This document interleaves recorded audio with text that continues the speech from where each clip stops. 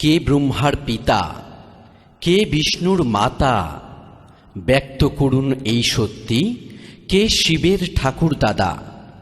এই তথ্য জানার জন্য অবশ্যই শুনুন জগৎগুরু তত্ত্বদর্শী রামপালজি মহারাজের অমৃতবাণী, সকল পবিত্র ধর্মের পবিত্র গ্রন্থের নিরিখে।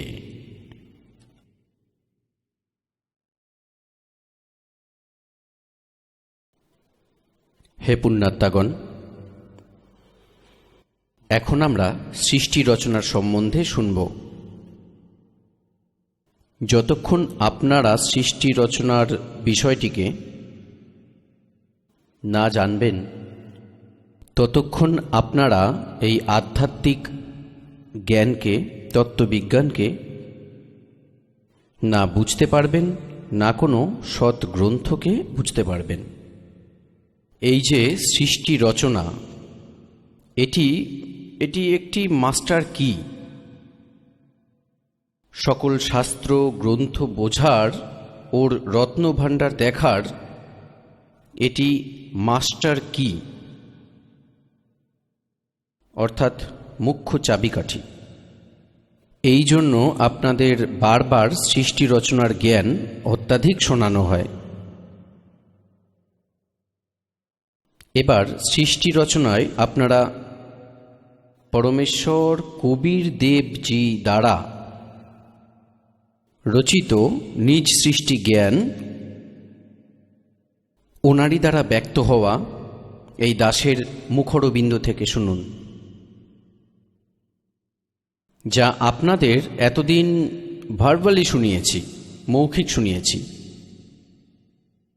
এবার ওই সৃষ্টি রচনার বিষয়ে আমাদের সদ্গ্রন্থ কি বলতে চায়। পুণ্যাত্মাগণ, যেভাবে বিদ্যার্থীরা বিদ্যালয়ে যায়, তাদের একটি নির্দিষ্ট সিলেবাস, এক পাঠ্যক্রম ওদের নিহিত থাকে। সিলেবাস এক বিশেষ বিষয়, আর যে টিচার সিলেবাসের আঙ্গিকে বাচ্চাদের শিক্ষা দেন, পড়ান, সেই টিচার সঠিক। আর যে টিচার সিলেবাসের বাইরের জ্ঞান দান করেন, সে টিচার ঠিক নন। সেই অধ্যাপক বাচ্চাদের হিতৈষী নন, ওদের জীবন নাশক।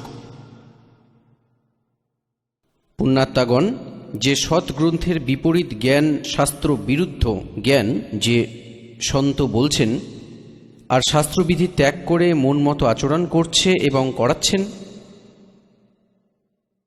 শাস্ত্রবিধি ত্যাগ করে মন মতো পুজো করাচ্ছেন, ওনারা না কোনো স্বয়ং লাভ প্রাপ্ত হচ্ছেন মনুষ্য জীবনের, আর না ওনার অনুগামী। এর জন্য শ্রীমদ্ ভগবদ্ গীতায় অধ্যায় 16 শ্লোক 23 আর 24 বলা হয়েছে, 23 বলা হয়েছে যে শাস্ত্রবিধি ত্যাগ করে যে মন মতো আচরণ করে, ওনার না তো কোনো সুখ হয়ে থাকে, আর না ওনার কোনো গতি হয়ে থাকে, আর না তো সিদ্ধি প্রাপ্ত হয়, অর্থাৎ ব্যর্থ। শ্লোক 24 বলা হয়েছে যে এই জ্ঞান তোমার জন্য অর্জুন, কর্তব্য আর অকর্তব্যের বিষয়ে শাস্ত্রই প্রমাণ। কর্তব্য মানে যে শাস্ত্রের অনুকূল সাধনায় যে সাধনা আপনাদের করা উচিত, আর অকর্তব্য যা না করার যোগ্য, তা সদ্গ্রন্থ থেকেই জানা যায়। কেউ নিজের লোকশ্রুত দন্ত কথা শোনাতে চায়, ওগুলোকে আমাদের স্বীকার করা উচিত নয়। তো এখনো অবধি ব্রহ্মাজি, বিষ্ণুজি, শিবজিকে এটি বলে এসেছে এই পবিত্র হিন্দু ধর্মের এই শাস্ত্র বিরুদ্ধ জ্ঞানদাতা আচার্য, গুরু, ঋষি, মুনি ঋষি এটি বলে এসেছেন যে এই ব্রহ্মাজি, বিষ্ণুজি, শিবজি এরা অজড় অমর, এদের কোনো মাতা পিতা নেই, আর এই সমগ্র ব্রহ্মাণ্ডের রচয়িতা এরাই। তো সেই টিচার ঠিক নন। উনি শাস্ত্রবিধি ত্যাগ করে লোকবেদ শোনাচ্ছেন। লোকবেদ কি? শুনে শুনে যে জ্ঞান, যা কোথাও প্রমাণিত নয়। এবার আপনাদের দেখাতে চলেছি শ্রীমদ্ দেবী ভাগবত। ওখানে শ্রী ব্রহ্মা, শ্রী বিষ্ণু, শ্রী শিবজির বিষয়ে কি জানকারি দিচ্ছে। আপনারা এই দেখছেন শ্রীমদ্ দেবী ভাগবত, সচিত্র মোটা টাইপ, কেবল হিন্দি, গীতা প্রেস, গোরখপুর থেকে প্রকাশিত। এটির কে সম্পাদক? হনুমান প্রসাদ পোদ্দার, চিম্মনলাল গোস্বামী প্রকাশক এবং মুদ্রক, গীতা প্রেস, গোরখপুর, গোবিন্দ ভবন কার্যালয়, কলকাতার সংস্থান।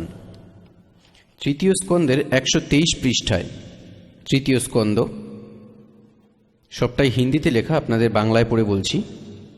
ভগবান বিষ্ণু নিজের মা দুর্গাকে স্তুতি করে বলছেন, কি বলছেন?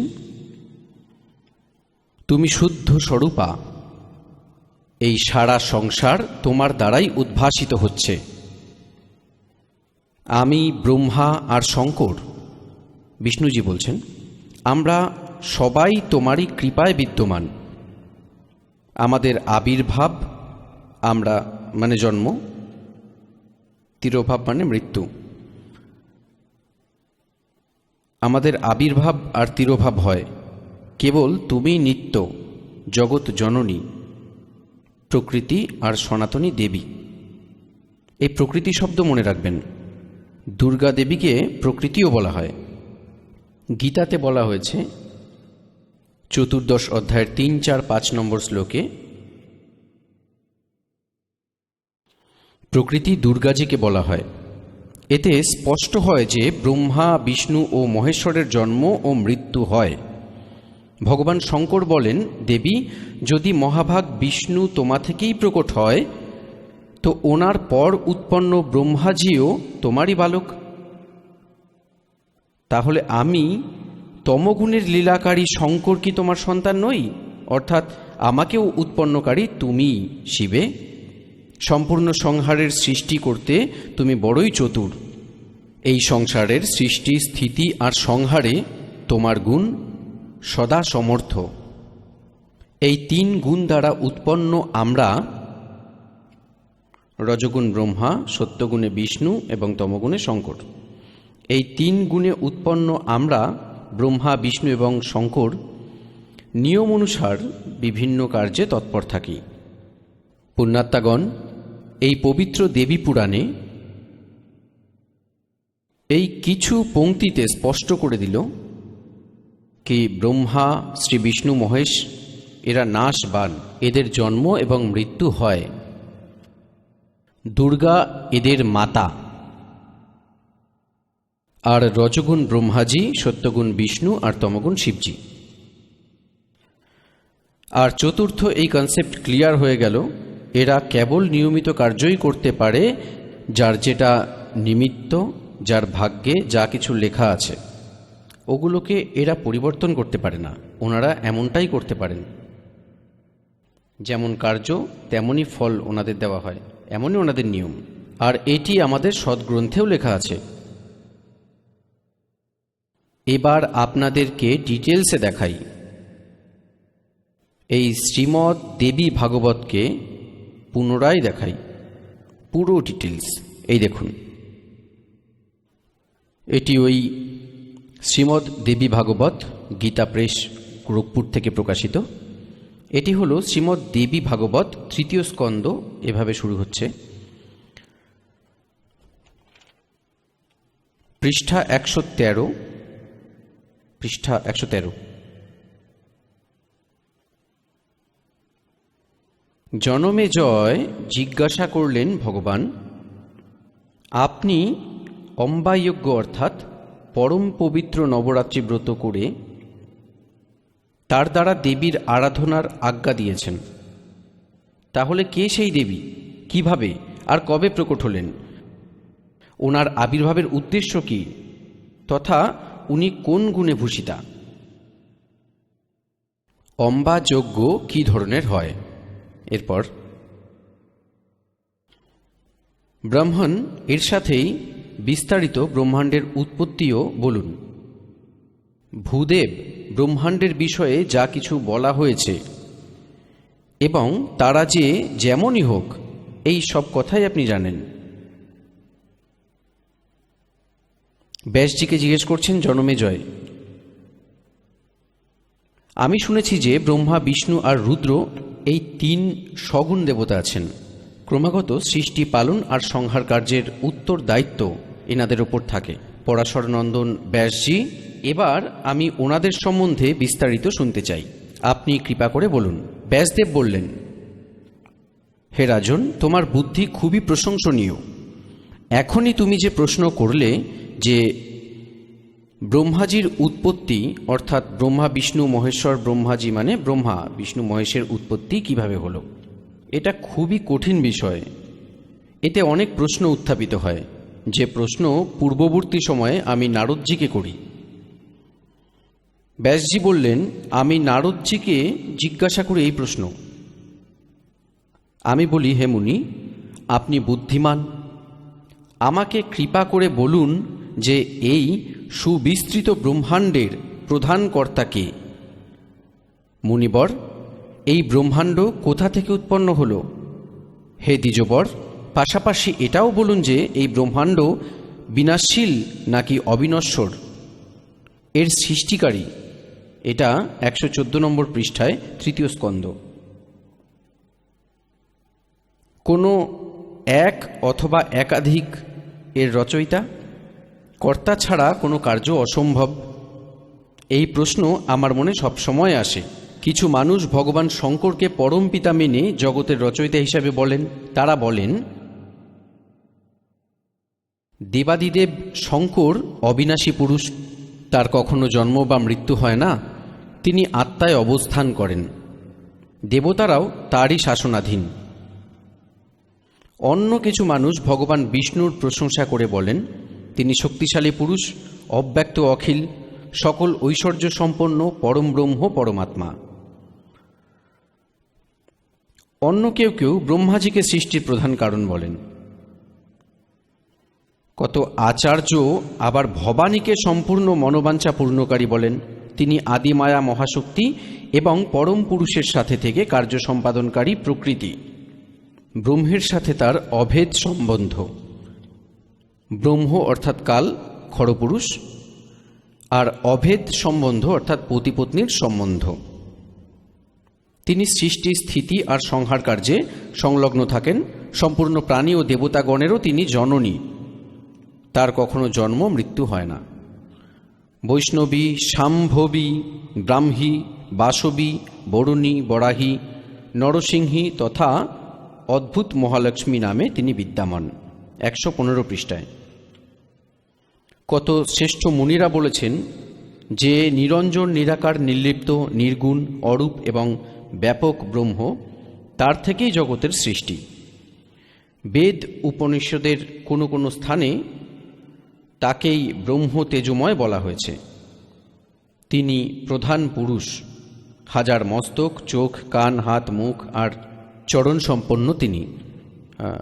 এরপর পরবর্তী অংশ। এবার ব্যাসজি প্রশ্ন করলেন নারদজিকে, আমি এমন শুনেছি কেউ কিছু বলছে, কেউ অন্য বলছে, কেউ শঙ্করকে রচয়িতা, কেউ বিষ্ণুকে রচয়িতা বলেন। তো নারদজি বললেন, ব্যাসজি, অনেক আগে এই সন্দেহ আমার হৃদয়েও উৎপন্ন হয়েছিল। তখন আমি আমার পিতা অমিত তেজস্বী ব্রহ্মাজির কাছে গেলাম এবং তাঁর কাছে এখন তুমি যে বিষয় জানতে চাইছো সেই বিষয়টি জিজ্ঞাসা করি। আমি বলেছিলাম, পিতা, এই সম্পূর্ণ ব্রহ্মাণ্ড কোথা থেকে উৎপন্ন হয়েছে? বিভো, আপনি রচনা করেছেন, নাকি বিষ্ণু এই বিশ্বের রচয়িতা, নাকি শঙ্কর এর রচনা করেছেন? জগৎপ্রভু, আপনি বিশ্বের আত্মা, আর অনুগ্রহ করে সঠিক তথ্য উদ্ঘাটন করুন। কোন দেবতার পূজা করা উচিত তথা কোন দেবতা সবচেয়ে বড় এবং সর্বসমর্থ? ব্রহ্মাজি এই সব প্রশ্নের সমাধান করে কৃপা করে আমার হৃদয়ের সব সন্দেহ দূর করুন। সত্যবতী নন্দন ব্যাসজি আমার এই প্রশ্নের উত্তরে লোক পিতামহ ব্রহ্মাজি আমায় বললেন, ব্রহ্মাজি বলেন, পুত্র, আমি এই প্রশ্নের কি উত্তর দেব? এই প্রশ্ন খুবই জটিল। মহাভাগ, তুমি ভগবান বিষ্ণুর কাছে এর সমুচিত সমাধান পেতে পারো। এই তিনজন দেবতারই এই বিষয়ে তো জ্ঞান নেই। তারা একজন আরেকজনের দিকে এই জন্য ঠেলে দিচ্ছে যে ওর কাছে জিজ্ঞেস করো। তবুও বিষ্ণুজির দিকে সংকেত করেও তবুও ব্রহ্মার নিজস্ব জ্ঞান ব্যক্ত করছেন। ব্রহ্মাজি বলেন, মহামতে, এই সংসারে এমন কোনো প্রাজ্ঞ পুরুষ নেই যার এই রহস্য জানা। যে ত্যাগী, অহংকারহীন এবং ঈর্ষাশূন্য, কেবলমাত্র তিনি এই রহস্য জানেন। পূর্বকালে, এবার ব্রহ্মাজি সৃষ্টির কথা বলছেন, পূর্বে সর্বত্রই শুধু জলই জল ছিল। স্থাবর জঙ্গম যত প্রাণী আছে তাদের কেউই ছিল না। তখন পদ্ম ফুলে আমার উৎপত্তি হয়। সে সময় সূর্য, চন্দ্র, বৃক্ষ, পর্বত কিছুই 116 পৃষ্ঠা, তৃতীয় স্কন্দ, দেবী ভাগবতের। আমার চোখে পড়েনি।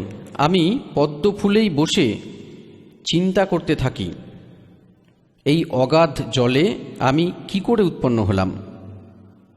কে আমার রক্ষক? এবং এই প্রলয়কালে সৃষ্টি ও সংহারকারী বিশিষ্ট পুরুষ কে? কোথাও স্পষ্টভাবে ভূমিভাগ দেখা যাচ্ছে না, যার ওপর এই জল টিকে আছে। এই পদ্ম কিভাবে উৎপন্ন হলো? এই ভেবে আমি জলে নামলাম। ব্রহ্মাজি বলছেন, 1000 বছর ধরে পৃথিবীর অন্বেষণ করতে থাকলাম, অর্থাৎ খোঁজ করতে থাকলাম। এতেও আমি ওই জলের কোনো শুরু বা শেষ পেলাম না। এরপর আকাশবাণী হলো, তপ করো, তপ করো। তখন আমি তপস্যা আরম্ভ করি। পদ্মে বসেই 1000 বছর ধরে আমি তপস্যা করতে থাকি। তারপর ওই সময়ে সৃষ্টি করো, সৃষ্টি করো এমন আকাশবাণী শুনলাম। তা শুনে আমি খুব আশ্চর্য হলাম। ভাবলাম যে সৃষ্টি কাকে করব, বা আমার কর্তব্যই বা কী? সেই সময় মধু আর কৈটব নামে 2 ভয়ঙ্কর দানব রাক্ষস সামনে এসে পড়ে। তারা ওখানেই আমার সাথে যুদ্ধ করার ইচ্ছা প্রকাশ করতে থাকে। আমি ওদের ভয় পেয়ে গেলাম।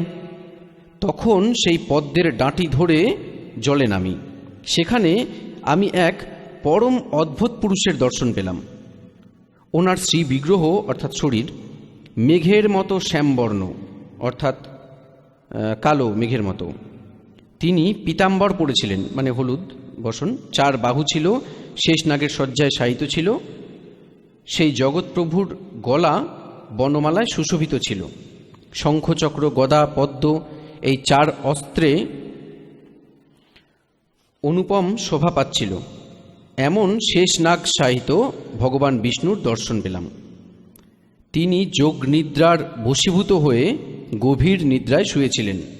ওনার সমস্ত কার্য শান্ত ছিল। নারদজি শেষনাগের শয্যায় শায়িত সেই প্রভুকে দেখে আমার মন চিন্তিত হয়ে উঠল।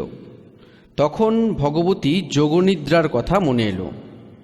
আমি তার স্তব করি। তখন সেই কল্যাণময়ী ভগবতী শ্রী বিষ্ণুর বিগ্রহ থেকে বেরিয়ে, বিগ্রহ মানে শরীর, শ্রী বিষ্ণুর বিগ্রহ থেকে বেরিয়ে অচিন্ত রূপ ধারণ করে আকাশে বিরাজিত হয়ে গেলেন। দিব্য আভূষণ তার শ্রীবৃদ্ধি ঘটাচ্ছিল। যখন যোগনিদ্রা ভগবান বিষ্ণুর শরীর থেকে বেরিয়ে আকাশে বিরাজিত হতে থাকল, তখনই হঠাৎ শ্রীহরি উঠে বসলেন। এবার ভক্তবৃন্দ, যেমন আজ আপনাদের সৃষ্টি রচনায় প্রথমেই বলেছিলাম, ভার্বালি এ দাস বলেছিল যা পরমাত্মা আমায় বলে রেখেছিলেন। কবির সাহেব এটি বলেছিলেন যে দুর্গা, ব্রহ্মাজি, বিষ্ণুজি আর শিবজির মাতা শ্রীদেবী, আর এই কাল জ্যোতি নরেন্দ্র এদের পিতা। এরা কি করে? এই 3 বাচ্চার উৎপত্তি করে থাকে। এই কাল অর্থাৎ ব্রহ্ম, খড়পুরুষও বলা হয়, একে খড়ব্রহ্মও বলা হয়। খড়ব্রহ্ম আর এই দুর্গাজি, এই দুজনের পতিপত্নী ব্যবহারে শ্রী ব্রহ্মাজি, শ্রী বিষ্ণুজি, শ্রী শিবজির উৎপত্তি হয়, জন্ম হয়। আর উনি কি করেন? ওনাদের বাল্যাবস্থাতেই কোমায় রেখেছেন, অচেতন করে রেখেছেন, আর ওনাদের বড় করেন। যখন এনারা যুবক হয় তখন সচেতন করে দেয়। এবার এই দুর্গা অন্য রূপ ধারণ করে প্রেতবৎ, পেতনির মতো বিষ্ণুজির শরীরে প্রবেশ করে তাকে বেহুশ করে রেখেছিলেন। তেমনি ব্রহ্মাজিকে কমল ফুলে রেখেছিলেন, আর সে অবধি তিনি অচেতন ছিলেন, কোমাতে তাকে রেখেছিলেন। উনি নিজেও বলেন, আমার জানা নেই আমি কমল ফুলে কোথা থেকে উৎপন্ন হয়ে গেলাম, আমার কে জনক। এবং নিচে নামি তো দেখি বিষ্ণুজি বেহুশ পড়েছিলেন, আর ওর মধ্যে থেকে যখন দুর্গা নিজেই বাইরে আসলেন তো উনি সচেতন হলেন। এবার এই প্রকারে এই সবাইকে কাল ভগবান আপন সুনিয়োজিত ষড়যন্ত্রের দ্বারা ভ্রমিত করে রাখেন, কাউকে যথার্থ জ্ঞান না জানিয়ে রেখে। এবার এখানে আপনারা আগে দেখুন, এবার কি হয়? তৃতীয় স্থানে ভগবান শঙ্করকেও বেহুশ করে রেখেছিলেন, পরে ওনাকে সচেতন করে দেন, পরে তিনজনকে একত্রিত করে দেন প্রেরণা করে, তিনজনে একত্রিত হয়ে গেলেন। এবার দেখুন, শ্রীমৎ সংক্ষিপ্ত দেবী ভাগবত, তৃতীয় স্কন্দ, হিন্দিতে লেখা, বাংলায় বলছি। আমরা এখানে পড়ছিলাম, তখন সেই কল্যাণময়ী ভগবতী শ্রী বিষ্ণুর বিগ্রহ থেকে বেরিয়ে অচিন্ত রূপ ধারণ করে আকাশে বিরাজিত হন। দিব্য আভূষণ তাকে আরও চিত্তাকর্ষক করছিল। যখন যোগনিদ্রা ভগবান শ্রী বিষ্ণুর শরীর থেকে আলাদা হয়ে আকাশে বিরাজিত হয়, তখন তুরন্ত শ্রীহরি উঠে বসেন। তিনি মধু ও কৈটবের সাথে 5000 বছর ধরে ভয়ানক যুদ্ধ করেন। তখন সে দৈত্য মরে। প্রথমে দেবীর জন্য মধু ও কৈটব মোহিত হয়ে যায়, তারপর ভগবান বিষ্ণু তাদের কোলে শুইয়ে তাদেরকে বধ করেন। ওখানে আমি আর ভগবান বিষ্ণু দুজনই ছিলাম। ওখানেই রুদ্র প্রকট হয়ে গেলেন। আমাদের তিনজনেই ভগবতী আদ্যাশক্তির দর্শন পেলাম, অর্থাৎ দুর্গার। ওনাকে দেখে মনোমুগ্ধ হয়ে গেল। আমরা তার স্তুতি করি। তারপর সে আদিশক্তি আমাদের বলতে থাকেন। দেবী বলেন, ব্রহ্মা, বিষ্ণু আর মহেশ্বর, তোমরা যত্ন ও সাবধানতার সাথে নিজ নিজ কার্যে সংযুক্ত হও। সৃষ্টি, রক্ষা আর সংহার তোমাদের কার্য। ব্রহ্মাজি বলেন, ভগবতী আদ্যাশক্তির, এবার 117 পৃষ্ঠার তৃতীয় স্কন্দ, হিন্দি লেখার বঙ্গানুবাদ। সে কথা বড়ই মধুর ছিল, সুন্দর এবং সুখপ্রদ ছিল। আমরা তা স্পষ্ট শুনি। আমরা তাকে বলি, মাতা, আমরা কিভাবে এই প্রজাদের সৃজন আদি কার্য সম্পাদন করতে সফল হব? এখানে বিস্তৃত ভূমির অভাব, সব স্থান জলমগ্ন। আমাদের কথা শুনে সেই কল্যাণ স্বরূপিণী ভগবতীর মুখমণ্ডল হাসিতে ভরে গেল। এরপর এক সুন্দর আকাশযান আকাশ থেকে নামল। তখন সেই দেবী আমাদের আদেশ করেন, দেবতাগণ, নির্ভীকভাবে ইচ্ছাপূর্বক এই আকাশ রথে প্রবেশ করো। ব্রহ্মা, বিষ্ণু, রুদ্র, আজ আমি তোমাদের এক অদ্ভুত দৃশ্য দেখাব। আমরা ভগবতীর কথা শুনে তাই শিরোধার্য করে নিই। সেই রত্নখচিত বিমানে চড়ে আমরা আরামে বসে পড়ি। আমাদের 3 দেবতাকে তাতে বসা দেখে দেবী নিজ সামর্থ্যে সেই আকাশযানকে আকাশে উড়িয়ে দিলেন। ব্রহ্মাজি বলেন, মনের সমান তীব্র গতিতে চলা সেই বিমান যে অপরিচিত স্থানে গেল, সেখানে সম্পূর্ণ ফলে ফুলে সমৃদ্ধ অনেক সুন্দর সুন্দর গাছ ছিল। সামনে এক অত্যন্ত সুন্দর নগর দেখা গেল।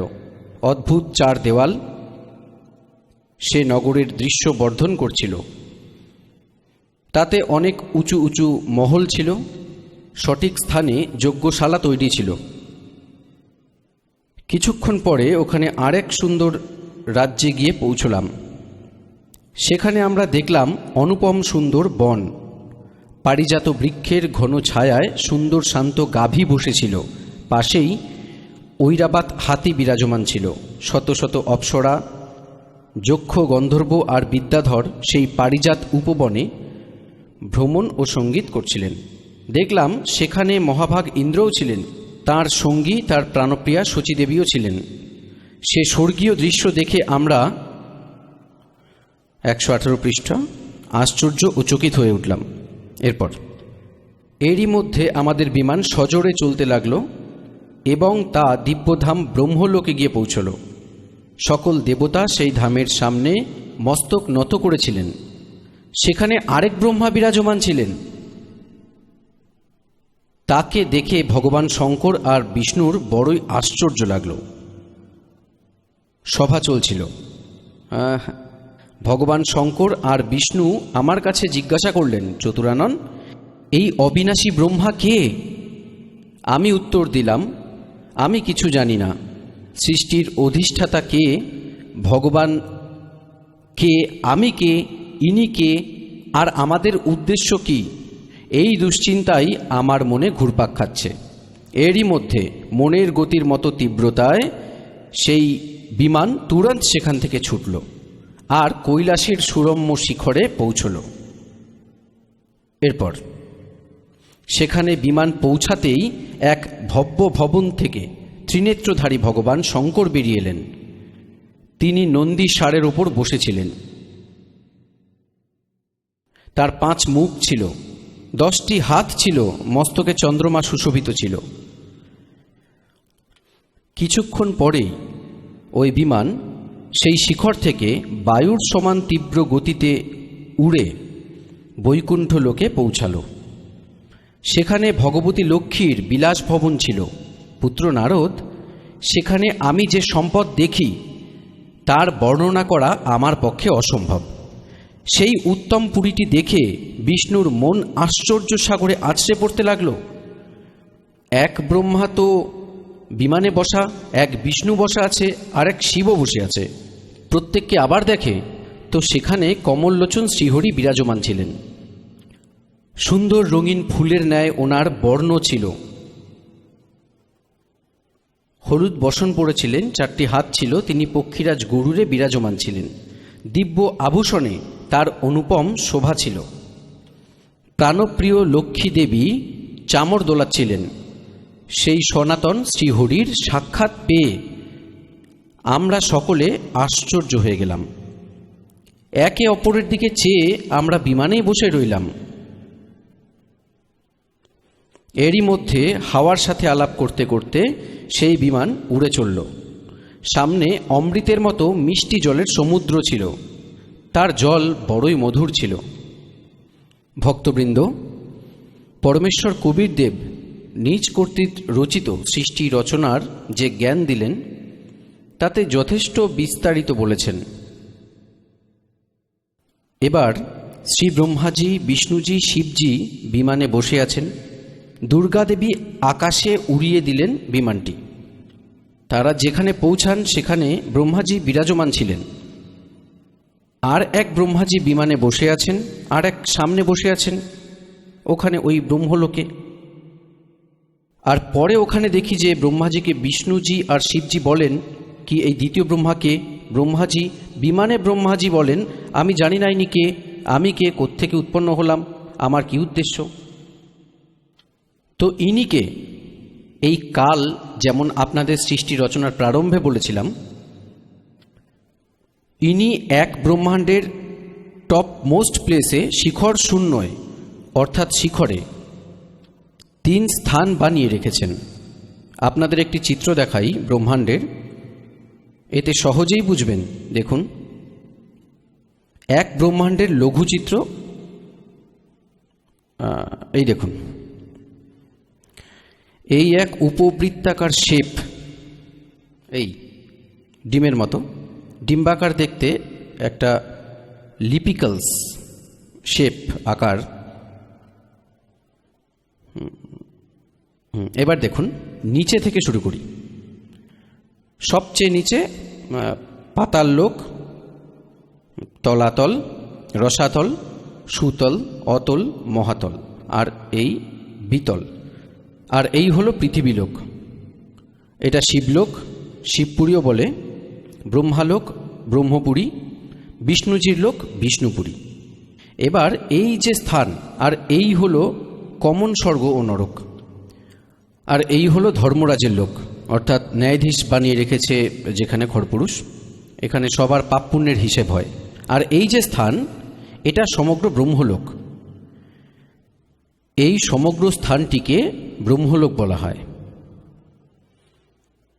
এই স্বর্গেও এক ইন্দ্র থাকেন, এই ইন্দ্র পৃথক, আর এই জন্য এটিকে মহাইন্দ্র বলা হয়। এখানে এক মহাস্বর্গ রয়েছে, এর মধ্যেই এখানে এক আলাদা অপর এক ডুপ্লিকেট লোক রয়েছে, নকল সৎলোক, নকল অলখ লোক, নকল অগম লোক, আর নকল অনামী লোক রচনা করে রেখেছেন। আর এখানে আছে ৮৮,০০০ খেড়ে, এদিকে সপ্তপুরী। আর এই সমগ্র ব্রহ্মলোকের ওপর, এটা ব্রহ্মলোক, এর ওপরে এখানে ৩ গুপ্ত স্থান বানিয়ে রেখেছেন। আপনাদের বলেছিলাম যে এক রজগুণ প্রধান, এখানে এই কাল অর্থাৎ খরপুরুষ স্বয়ং ব্রহ্মারূপ ধারণ করে থাকেন, সাথে নিজ পত্নী দুর্গাকে সাবিত্রী রূপে রাখেন। তিনি এখানে থেকে অন্তর্ধান হয়ে ওনাদের বিমানের পূর্বেই এখানে পৌঁছে যান। এখানে এই তমগুণ প্রধান ক্ষেত্র, এখানে তিনি স্বয়ং মহাশিব রূপে থাকেন, আর দুর্গাকে উমা রূপে নিজের কাছে রাখেন। এখানে আবার এক সত্যগুণ প্রধান স্থান আছে, তিনি এখানে স্বয়ং বিষ্ণুরূপ ধারণ করে সেখানে বিরাজমান হয়ে থাকেন, আর দুর্গাকে মহালক্ষ্মী রূপে রাখেন।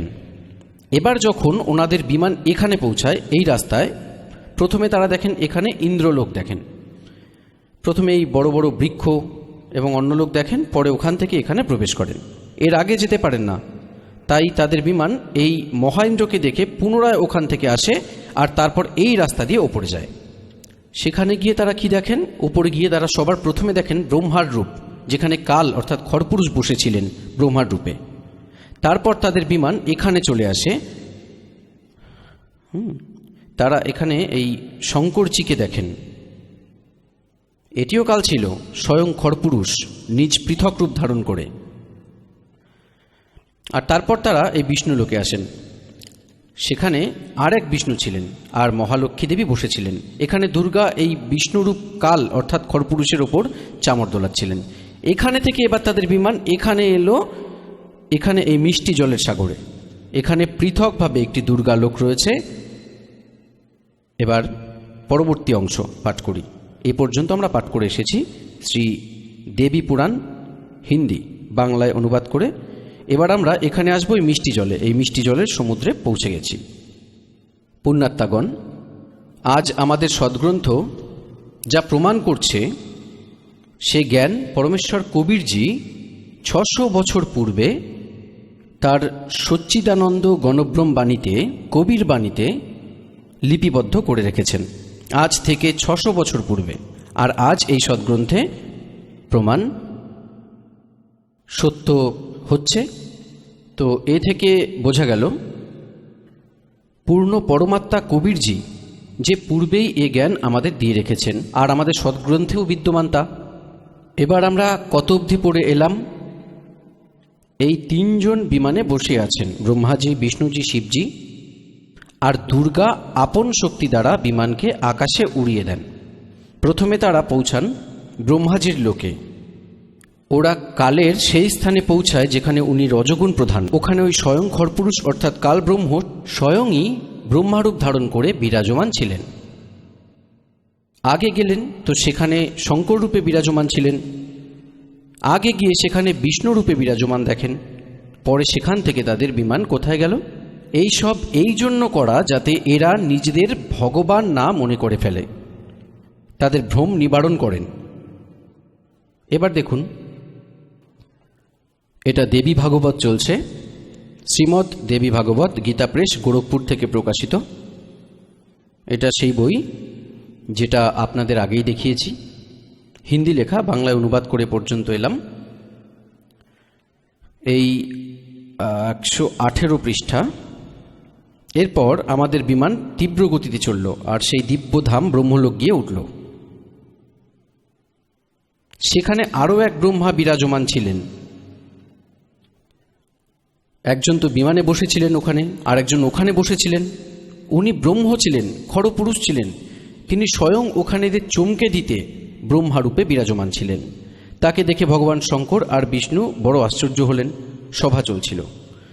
সেখানে ভগবান শঙ্কর আর বিষ্ণু আমায় জিজ্ঞেস করলেন, চতুরানন, এই অবিনাশী ব্রহ্মা কে? আমি উত্তর দিলাম, আমি কিছুই জানি না। সৃষ্টির অধিষ্ঠাতা ইনি কে ভগবান, আমি কে, আর আমাদের উদ্দেশ্য কি? এই দ্বিধা দোলাচলে আমার মন পাক খাচ্ছে। এরই মধ্যে মনের সমান তীব্র গতিতে সে বিমান চলে গেল আর কৈলাসের সুরম্য শিখরে গিয়ে পৌঁছল। সেখানে বিমান পৌঁছাতেই এক ভব্য ভবন থেকে ত্রিনেত্রধারী ভগবান শঙ্কর বেরোন। তিনি নন্দী বৃষে বসা ছিলেন। উনি কাল ছিলেন আসলে খড়পুরুষ। আর এর কিছুক্ষণ পর সেখান থেকে সে বিমান সেই শিখর থেকেও বায়ুর গতিতে উড়ে চলল আর বৈকুণ্ঠ লোকে এসে পড়ল। সেখানে কে ছিলেন? সেখানে বিষ্ণুজি বসা ছিলেন। আসলে কাল বসেছিল সেখানে, খড়পুরুষ, আর তার 4 বাহু ছিল। পক্ষীরাজ গরুরে তিনি বিরাজমান ছিলেন, আর প্রাণপ্রিয় লক্ষ্মী দেবী চামর দোলাচ্ছিলেন।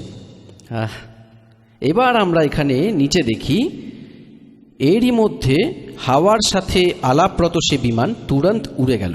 সামনে অমৃত লোকের মতো মিষ্টি জলের সাগর ছিল, যার জল খুবই মিষ্টি ছিল। এবার 119 পৃষ্ঠা পড়ব। 118 মুখ্যাংশ আমরা পড়েছি। সে সমুদ্রে ওখানে এক মনোহরী দ্বীপ ছিল। হ্যাঁ, সেই দ্বীপে এক মঙ্গলময় পালঙ্ক বেছানো ছিল। সেই পালঙ্ক সুন্দর রত্নখচিত ছিল। হ্যাঁ, সেই উত্তম পালঙ্কে এক দিব্য রমণী বসেছিলেন, অর্থাৎ দুর্গা গিয়ে সেখানে বিরাজমান হন। এবার আগে, তিনি এমন প্রভাময়ী দেবী ছিলেন যেন কোটি কোটি বিদ্যুৎ একসাথে চমকাচ্ছে। অত্যন্ত সুন্দর মুখ, লাল লাল দাঁত, কোটি কোটি লক্ষ্মীর চেয়েও যেন সুন্দর তিনি এমন প্রভাময়ী দেবী ছিলেন যেন কোটি কোটি বিদ্যুৎ একসাথে চমকাচ্ছে। অত্যন্ত সুন্দর মুখ, লাল লাল দাঁত। এবার এখানে, তাকে দেখে আমরা সকলে অতীব আশ্চর্য হয়ে পড়ি। কিছু সময় আমরা সেখানেই থমকে যাই, নিজেরা আলোচনা করি, এই সুন্দরী কে আর তার নাম কি? আমরা এনার বিষয়ে একেবারে অনভিজ্ঞ। তার হাজার হাত, হাজার মুখ। দূর থেকে দেখেই তাকেই কি সুন্দর লাগছে। সে না কোনো অপ্সরা, না কোনো গন্ধর্ব বা দেবকন্যা। নারদ, এমন সন্দেহগ্রস্ত আমরা সেখানে দাঁড়িয়ে থাকি। তখন ভগবান বিষ্ণু সেই চারুহাসিনী ভগবতীকে দেখে মনে মনেই নিশ্চিন্ত হল যে তিনি ভাগবতী জগদম্বিকা। তখন তিনি বলেন, এই ভগবতী আমাদের সকলের আদি কারণ, মহাবিদ্যা আর মহামায়া তার নাম। তিনি পূর্ণ প্রকৃতি। পুণ্যাত্মাগণ, বিষ্ণুজি বলছেন, কারণ বিষ্ণুজির বুদ্ধি খুলে দিয়েছেন কাল। এবার আমরা 120 পৃষ্ঠা পড়ব। সংক্ষিপ্ত দেবী ভাগবত, গোরক্ষপুর থেকে প্রকাশিত। এই সেই দিব্যাঙ্গনা। বিষ্ণুজি বলছেন তার পুরনো কিছু তথ্য, ব্যাকগ্রাউন্ড যা দেখিয়েছিলেন কাল আর দেবী দুর্গা। ইনি সেই দিব্যাঙ্গনা যার প্রলয়কালে আমি দর্শন পেয়েছিলাম। সে সময় আমি বালক রূপে ছিলাম। আমাকে দোলনায় তিনি ঝোলাচ্ছিলেন। বিষ্ণুজির জন্মের প্রত্যক্ষ প্রমাণ। কিছুটা ছোট বালক ছিল বিষ্ণুজি। বট বৃক্ষের পাতায় এক সুদৃঢ় শয্যা বিছানো ছিল, তাতে শুয়ে আমি পায়ের আঙুলগুলো আমার পদ্মের মতো মুখে নিয়ে চুষছিলাম। হ্যাঁ, বলছেন প্রলয়কালে তিনি দর্শন করেছিলেন এই দেবীকে। সেই সময় আমি বালক ছিলাম, ছোট বাচ্চা ছিলাম। উনি আমায় দোল খাওয়াচ্ছিলেন, আমি পায়ের আঙুল চুষছিলাম শুয়ে শুয়ে। ওনাকে দেখে আমার পূর্বেকার কথা মনে পড়ে। ইনি আমাদের সবার জননী। হ্যাঁ, এবার 121 পৃষ্ঠায় এবার ভগবান বিষ্ণু বলছেন, প্রকৃতি দেবীকে প্রণাম, ভগবতী বিধাত্রীকে নিরন্তর প্রণাম। এই স্তুতি করে ভগবান আসছেন বিষ্ণুজি। এরপর দেখুন 123 পৃষ্ঠায় যেখানে পড়ছিলাম সেখানেই ফের আবার এলাম। ভগবান বিষ্ণু স্তুতি করছেন তার দুর্গা মাতার, তুমি শুদ্ধ স্বরূপা, এই সমগ্র সংসার তোমার দ্বারাই উদ্ভাসিত হচ্ছে। আমি ব্রহ্মা আর শঙ্কর আমরা সবাই তোমার কৃপাতেই বিদ্যমান। আমাদের আবির্ভাব অর্থাৎ জন্ম আর তিরোভাব অর্থাৎ মৃত্যু হয়। কেবল তুমি নিত্য, তুমি জগৎ জননী, প্রকৃতি সনাতনী দেবী। ভগবান শঙ্কর বলেন, দেবী, যদি মহাভাগ বিষ্ণু তোমা হতে প্রকট হন, তাহলে ওনার পরে উৎপন্ন ব্রহ্মা তোমারই সন্তান। হ্যাঁ, তবে আমি তমগুণী লীলাকারী শঙ্কর কি তোমার সন্তান হলাম না? অর্থাৎ আমায়ও উৎপন্নকারী তুমি। হে শিবে, সম্পূর্ণ সংসারেই সৃষ্টিকারী তুমি বড়ই চতুর। এই সংসারের সৃষ্টি, স্থিতি আর সংহারে তোমার গুণ সদা সামর্থ্য। সেই 3 গুণ থেকে উৎপন্ন আমরা ব্রহ্মা, বিষ্ণু এবং শঙ্কর নিয়মানুসার কার্যে তৎপর থাকি। এবার পুণ্যাত্মাগণ, আপনারা আমাদের সদ্গ্রন্থকে স্বয়ং পড়লেন, আর এটা এখন অবধি পবিত্র হিন্দু ধর্মের গুরুজন এই আচার্য মণ্ডলেশ্বর, মহামণ্ডলেশ্বর, গীতা মনীষী, গীতার মর্ম জ্ঞাতা, বেদের জ্ঞাতা, পুরাণের জ্ঞাতা বলা হয়, এনাদের কিছুই জানা ছিল না।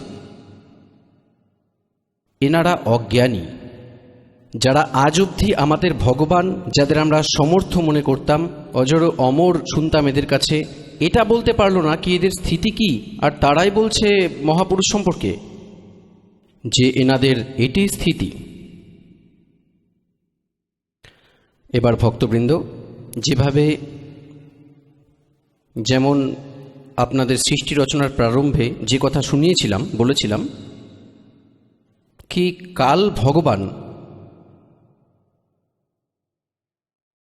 এই খর পুরুষ, যে ব্রহ্মা বিষ্ণু মহেশের পিতা, দুর্গা দেবীর পতি, যে শ্রীদেবীর পতি আর ব্রহ্মা বিষ্ণু মহেশের পিতা,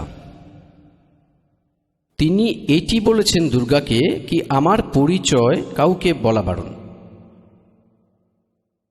এটা খুব শক্তভাবে বলেন। তো দেবীও সেই উদ্দেশ্যে ব্রহ্মা বিষ্ণু মহেশকে ওই খরপুরুষের জ্ঞান দেননি। আবার দুর্গার কাছে তিনি বলেছিলেন, আমার পরিচয় কাউকে দিও না।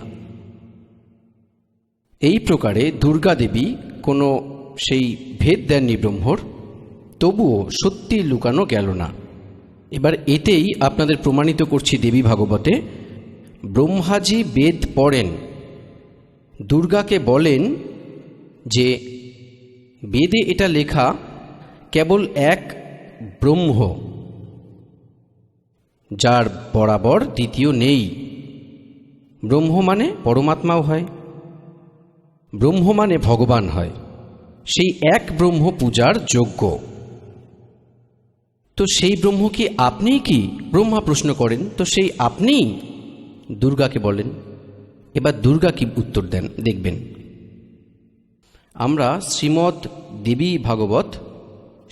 দেবী ভাগবত অর্থাৎ দুর্গা পুরাণ, দেবী পুরাণ পড়ছি, যা গীতা প্রেস গোরক্ষপুর থেকে প্রকাশিত। এর 3য় স্কন্ধে 125 পৃষ্ঠায় আমরা পড়ছি, 123 পর্যন্ত আমরা পড়ে ফেলেছি। এখানে 124-এ দেখবেন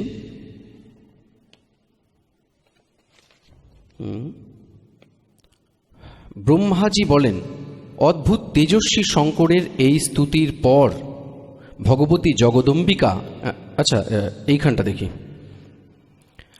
ব্রহ্মাজি জিজ্ঞাসা করছেন, এটা 125 পৃষ্ঠায় আমরা পড়ছি, তৃতীয় স্কন্ধে, এই মূর্ত আর অমূর্ত জগতের আধার, তোমার আগে কেউ দ্বিতীয় পুরুষ ছিল না, কোনো তৃতীয়ও নেই। একামেবদ্বিতীয় ব্রহ্ম। এই বেদের উক্তিকে মিথ্যা তো বলা যায় না। এবার দুর্গা একে বলেন, আমি সব কিছু, আমি তোমার পিতা, আমি তোমার মাতা। তো এবার ব্রহ্মাজি বেদ পড়েন এবং বলেন, বেদের কথা তো আমরা মিথ্যা বলতে পারি না। আর এদিকে অনুভব ভিন্ন কথা বলছে।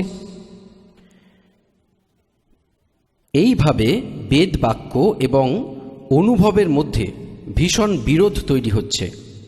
বেদ বলে একম এব অদ্বিতীয় ব্রহ্ম, তাহলে কি সেই আত্মস্বরূপা মাতা তুমি, নাকি সে অন্য কোনো পুরুষ?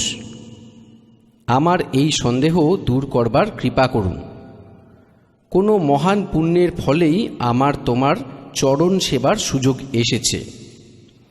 তুমি স্ত্রী নাকি পুরুষ, এই রহস্য আমায় বিস্তারিতভাবে জানিয়ে কৃপা করুন। অধ্যায় 4-5 এখানে পূর্ণ হল তৃতীয় স্কন্ধের। এবার ষষ্ঠ অধ্যায় শুরু হচ্ছে। ব্রহ্মাজি বলেন, এইভাবে আমি যখন ভগবতী জগদম্বিকাকে বিনয়পূর্বক জিজ্ঞাসা করি, তখন তিনি সুমধুরভাবে আমায় বলতে থাকেন। দেবী বলেন, আমি আর ব্রহ্ম একই। এবার বোঝা গেল না দুটো? সত্যি তো লুকিয়ে রাখা যায় না। হ্যাঁ, আমরা একই। আমার আর এই ব্রহ্মের মধ্যে কিঞ্চিত মাত্র প্রভেদ নেই। তিনি যা, আমিও তা, আবার আমি যা, তিনিই তা। বুদ্ধির ভুলে পৃথক মনে হচ্ছে।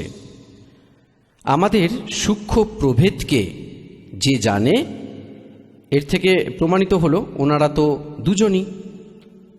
এবার 125 পৃষ্ঠা আমরা পড়লাম, এবার 126 পড়ব। সেই বুদ্ধিমান পুরুষ, তারা তত্ত্বদর্শী সাধু, যারা আমাদের পার্থক্য বুঝতে পারে, তার সংসার সাগর থেকে মুক্তি পাওয়ার ব্যাপারে কোনো সন্দেহ নেই। ব্রহ্ম একই। এরপর দেখো, আমি শক্তি রূপ ধারণ করে পরাক্রম দেখাই। গৌরী, ব্রাহ্মী, রৌদ্রী, বারাহী, বৈষ্ণবী, শিবা, বারুণী, কৌবেরী, নারসিংহী আর বাসবী সবই আমার রূপ। বিভিন্ন কার্যকালে সেই সেই দেবীর অভ্যন্তরে আমি নিজ শক্তি স্থাপিত করে সমস্ত ব্যবস্থা গ্রহণ করি। হ্যাঁ, সে সকল দেবীদের নিমিত্ত করা আমার স্বভাবজাত বৈশিষ্ট্য। এরপর দেখুন তো ভক্তবৃন্দ, আপনারা পড়ছেন আমাদের সৎগ্রন্থ স্বয়ং। আপনারা তৃতীয় স্কন্ধতে আর পৃষ্ঠা নম্বর 125-এ পড়েছেন। ব্রহ্মাজি বলেন যে, আমি যখন দুর্গাজিকে প্রশ্ন করি মায়ের কাছে, জগদম্বার কাছে, যে বেদে লেখা আছে একম এব অদ্বিতীয়ম ব্রহ্ম, অদ্বিতীয়, যার বরাবর দ্বিতীয় কেউ হওয়া অসম্ভব, ওই ব্রহ্মই সব কিছু। ওদিকে উপনিষদ আর আপনি যা বলছেন যে আমি সব কিছু, আমি সৃষ্টি রচনাকারী, আমার অতিরিক্ত কেউ নেই, তো এই বেদের বাক্যকে ভুল তো বলা যায় না। অনুভব আমার বলছে যে পরমাত্মা নিরাকার হয়, আর বেদ বলে কি তা সাকার। তো আমার অনুভবে আর যথার্থতায় বড় বিরোধ আসছে। তো সেই ব্রহ্ম কি আপনি না অন্য কেউ? ব্রহ্মাজির প্রশ্ন। এবার দুর্গা তো প্রথমে বলেন ওনাকে যে ওই ব্রহ্মে আর আমার মধ্যে কোনো অন্তর নেই। আমি উনি, উনি আমি। আমাদের দুজনের মধ্যে সূক্ষ্ম ভেদ যে জানে সে পরম পুরুষ, বিদ্বান পুরুষ, তত্ত্বদর্শী। আগে পড়ে দেখুন 129 পৃষ্ঠায় পুরো স্পষ্ট হয়ে যায়। দেখুন, আমরা তৃতীয় স্কন্ধ পড়ছি, সংক্ষিপ্ত দেবী ভাগবত, পৃষ্ঠা নম্বর 129। এখানে দেখুন, এই সৃষ্টিক্রম আমি সংক্ষিপ্তভাবে তোমায় বলে দিয়েছি। এটা দেবী দুর্গা বলছেন।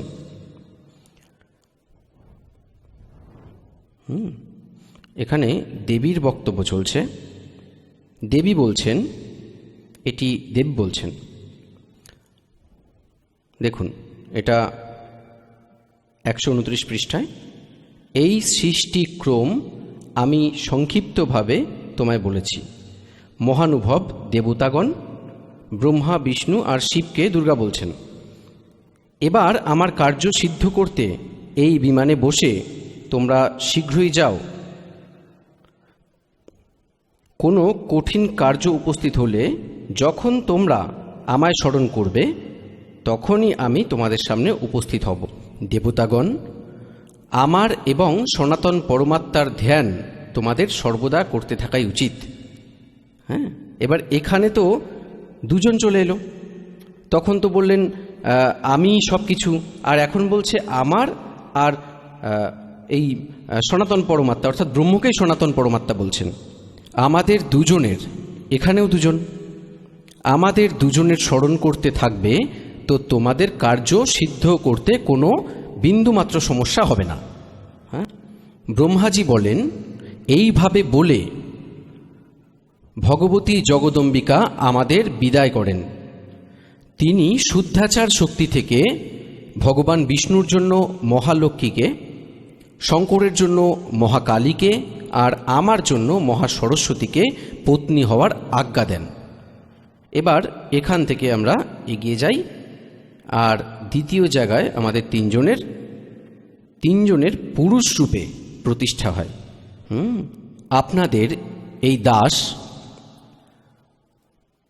পরমেশ্বর কবিরজি দ্বারা রচিত সৃষ্টি আর এই সমস্ত ব্রহ্মাণ্ডের রচনা কবে কবে কিভাবে হলো তা সব বলেছে। এই দাস আপনাদের মৌখিক শুনিয়েছিল, ভার্বালি শুনিয়েছিল, আর আজ এই সৎগ্রন্থে আমাদের শাস্ত্র প্রমাণিত করে দিয়েছে যে যা 600 বছর পূর্বে পরমেশ্বর কবিরজি আমাদের জ্ঞান দিয়েছিলেন,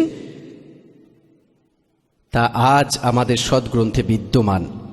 আর এই নকল গুরু আচার্য ঝুঠে, বেদ জ্ঞানহীন, শাস্ত্রীয় জ্ঞানহীন, আর এরা বলে ব্রহ্মা বিষ্ণু মহেশ অজর অমর, এদের কোনো মাতা পিতা নেই, এরা সর্বেশ্বর মহেশ্বর। এবার এই তো কনসেপ্ট ক্লিয়ার হয়ে গেল যে দুর্গা এদের মাতা, ফাইনাল হয়ে গেল। আর তিনজনেরই বিয়ে করিয়ে দেন দুর্গাজি। আপন 3 রূপ বানিয়ে ইনি নিজেই বলেন, আমি এক থেকে অনেক হয়ে যেতে পারি। আর 3 রূপ ধারণ করে তিনি 3 পুত্রের বিয়ে করিয়ে দেন। এবার সমস্যা রয়ে গেল যে এদের পিতা কে হচ্ছেন। এই কনসেপ্টকে ক্লিয়ার করবে, এই রহস্যকে, এই শঙ্কার সমাধান যা আছে তা শিব পুরাণ করবে। আসুন আপনাদের পড়াই আমাদের পবিত্র শাস্ত্র, যেগুলো এই নকল হিন্দু ধর্মের নকল গুরুরা আজ অবধি না পড়েছেন না বুঝেছেন। এদের কেবল সংস্কৃত ভাষার জ্ঞান ছিল, তত্ত্বজ্ঞান ছিল না। আর আমরা এদেরকে মানতে থাকি যে এরা সংস্কৃত ভাষা জানা ঋষি, মহারিষি, ব্রাহ্মণ, আর এরা বেদ আর পুরাণকে ঠিক পড়েছেন, সঠিকই বলেছেন হয়তো। আর পরমাত্মা কবির দেবজি, কবির সাহেবজি উদ্ধারক রূপে, জোলা রূপে আসেন বেনারসে। উনি 600 বছর আগে বলেন ভুল বলছে এরা সবই। এরা সদ্গ্রন্থের সাথে পরিচিত নয়, পরমাত্মা পরিভাষার সাথে পরিচিত নয় ওরা। ওই সময় আমাদের বিশ্বাস হয়নি, কারণ এই ভুল গুরু আচার্যরা বলতেন যে কবির তো অশিক্ষিত, এই সংস্কৃত ভাষা জানে না, এসব ভুল বলে ব্রহ্মা বিষ্ণু মহেশ্বরের ব্যাপারে। এদের জন্ম মৃত্যু বলছে, এদের মাতা পিতার ব্যাপারে বলছে। কবিরজি মিথ্যে বলছে। হয় হয়, কবির পরমেশ্বরজি তার প্রিয় ভক্ত ধর্মদাসজিকে বলেছিলেন যে ধর্মদাস, কলিযুগের যখন 5505 বছর পার হবে, তখন আমার কথা সত্যি হবে যা আজ আমি তোকে বলছি। কি? अब मैं तुमसे कहूँ चतारी, त्रिदेवन की उत्पत्ति भाई। माँ अष्टांगी पिता निरंजन, ये जम दारुण वंशन अंजन। तीन पुत्र अष्टांगी जाए, ब्रह्मा विष्णु शिव नाम धराए। যা আজ তোকে আমি বলছি যে এই ব্রহ্মা বিষ্ণু মহেশের মাতা দুর্গা এবং পিতা হন জ্যোতি নিরঞ্জন, তিনি কাল খড়পুরুষ।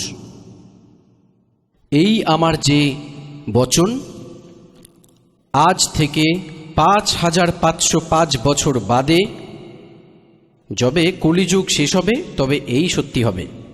এবার আজ যা আছে কলিযুগের, কলিযুগের আজ এটি যে সময় এসেছে 5500 যা হয় তা সন 2000 হয়ে থাকে। ঈশাপূর্ব আপনাদের প্রমাণ দিই, আপনাদের এই কনসেপ্ট ক্লিয়ার করিয়ে দিই যে বর্তমানে কলিযুগের 5500 বর্ষ চলছে, 5511 চলছে, এটা শুনে নিন আজ। আর এর থেকে 5 বছর আগে সন 2000-এ 5505 বছর হয়েছিল। আপনাদের প্রমাণ দিচ্ছি, এখানে দেখবেন। এই হিমালয় তীর্থ, এই পুস্তকের নাম হিমালয় তীর্থ, আর এটি শঙ্করাচার্যের পরম্পরা থেকে প্রকাশিত। হিমালয় তীর্থ জে.পি. নাম্বুরি, উপমুখ্য কার্যাধিকারী, শ্রী বদ্রীনাথ কেদারনাথ মন্দির সমিতি। সম্পূর্ণ হিন্দিতে লেখাটি, বাংলায় বলা হচ্ছে এখানে ট্যাক্স অ্যান্ড ট্যুরস, কলকাতা। এর প্রথম প্রকাশ 2009 সালে হয়। প্রকাশক রঞ্জু চক্রবর্তী, মুদ্রক গিরি প্রিন্ট সার্ভিস, কলকাতা। এবার এর পৃষ্ঠা নম্বর 42-এ আপনাদের দেখাই। পৃষ্ঠা নম্বর 42, গ্রন্থ হিমালয় তীর্থ। আর এখানে দেখুন শঙ্করাচার্যের বিবরণ। আদি কেদারেশ্বরের সামনে শঙ্করাচার্যজির দিব্য সংমর্মর মূর্তি আছে শিব রহস্য অনুসারে। শিব রহস্যের অনুসারে একটি গ্রন্থ আছে শিব রহস্য, সেখান থেকে এটি সংস্কৃতে লেখা। কলৌগতে 300 বর্ষানাং শঙ্করয়তি, অর্থাৎ কলিযুগের 3000 বছর শেষ হওয়ার পর বৌদ্ধ মীমাংসার মতবাদের ওপর বিজয় প্রাপ্তির জন্য শঙ্কর জ্যোতিরূপে আবির্ভূত হবেন। অর্থাৎ শঙ্কর ভগবানই আদি শঙ্করাচার্য রূপে কলিযুগের 3000 বছর পার হওয়ার পর বৌদ্ধ মীমাংসার মতবাদের ওপর বিজয় প্রাপ্তির জন্য শঙ্কর জ্যোতিরূপে আবির্ভূত হবেন। শঙ্করাচার্যজির দর্শনের এরপর পরের অংশ দেখুন। এবার এ থেকে সিদ্ধ হলো যখন কলিযুগ 3000 বছর ব্যতীত হবে ওই সময় আদি শঙ্করাচার্যজির জন্ম হবে। এবার এটি প্রত্যক্ষ প্রমাণ দ্বিতীয় পুস্তক যে ঈশার 508 বছর পূর্বে, ঈশাজির 508 বছর পূর্বে শঙ্করাচার্যজির জন্ম হয়। এবার দেখো, এই পুস্তক হলো জ্যোতির্ময় জ্যোতিমঠ। এটি হলো আদি শঙ্করাচার্যজি, আর ইনি হলেন এখন যে বর্তমান শ্রী স্বরূপানন্দজি শঙ্করাচার্য। ইনি দুটি পীঠেরই শঙ্করাচার্য, দুটোরই দায়িত্ব ওনার কাছেই। এই পুস্তক হলো জ্যোতির্ময়ী জ্যোতির্মঠ। আর এখানে দেখুন জানুয়ারি 2007-এ এটি ছাপা হয়েছে। হিন্দি, বাংলায় পড়ে শোনাচ্ছি। সংরক্ষক অনন্ত শ্রী বিভূষিত জ্যোতিষ পীঠাধীশ্বর এবং দ্বারকা সারদা পীঠাধীশ্বর, দুটিরই হচ্ছেন ইনি মালিক। জগৎগুরু শঙ্করাচার্য স্বামী শ্রী স্বরূপানন্দ সরস্বতীজি মহারাজ। সম্পাদক, লেখক এবং সংকলনকর্তা হলেন বিষ্ণুতত্ত্ব শর্মা, অধ্যক্ষ, আধ্যাত্মিক উত্থান মণ্ডল, দিল্লি। প্রেরণাস্রোত ইনি, মুদ্রক হলেন ইনি, প্রিন্ট অ্যান্ড প্রেস প্রকাশক অখিল ভারতীয় আধ্যাত্মিক উত্থান মণ্ডল, 1/3234 গলি নম্বর 2, রামনগর বিস্তার, মণ্ডলী রোড, শাহদরা, দিল্লি ইত্যাদি। এবার এর পৃষ্ঠা নম্বর 11 আপনাদের দেখাই। আদি শঙ্করাচার্যের সংক্ষিপ্ত জীবন পরিচয়। এখানে দেখুন, প্রায় 2500 বছর পূর্বে শঙ্করাচার্যের জন্ম চর্মরাতি আস্থার যুগে কেরল প্রান্তে পূর্ণা নদীর তীরে কালারি গ্রামে ধর্মনিষ্ঠ নম্বুদরী শিব ব্রাহ্মণ শ্রী শিবগুরু, তিনি ধর্মপরায়ণ সুভদ্রার ঘরে হন। শ্রী শিবগুরু তৈত্রীয় শাখার যজুর্বেদী ছিলেন, যিনি আদি শঙ্করাচার্যের পিতা। শঙ্করাচার্যের জন্ম ভগবান শঙ্করের আশীর্বাদে হয়, তাই ওনার নাম শঙ্কর রাখা হয়। গুরু পরম্পরাগত মঠের অনুসারে তার আবির্ভাবকাল ঈশাপূর্ব 508 বছর ধরা হয়, অথবা 476 বছর মানা হয়। এই 476 বছরের অর্থ 32 বছর বয়সে তার তিরোভাব ঘটে। 508 থেকে 32 কমিয়ে দিলে এটাই হয় 476, অর্থাৎ 508 বছর পূর্বে। এখানে উনি বলেছেন কি, আনুমানিক প্রায় 2500 বছর পূর্বে, 2500 বছর পূর্বে তার জন্ম হয়। আর এ থেকে এটা বোঝা যায় ঈশাপূর্ব 508, ঈশাপূর্ব 508 বছর। এটি 2007-এ লিখছে। ঈশার 2000 মেনে চললে তো সেই সময় 508 বছর পূর্বে, অর্থাৎ 2000 থেকে 2508 বছর, অর্থাৎ 2508 বছর পূর্বে প্লাস জুড়ে দিন 3000, 2508 বছর হবে।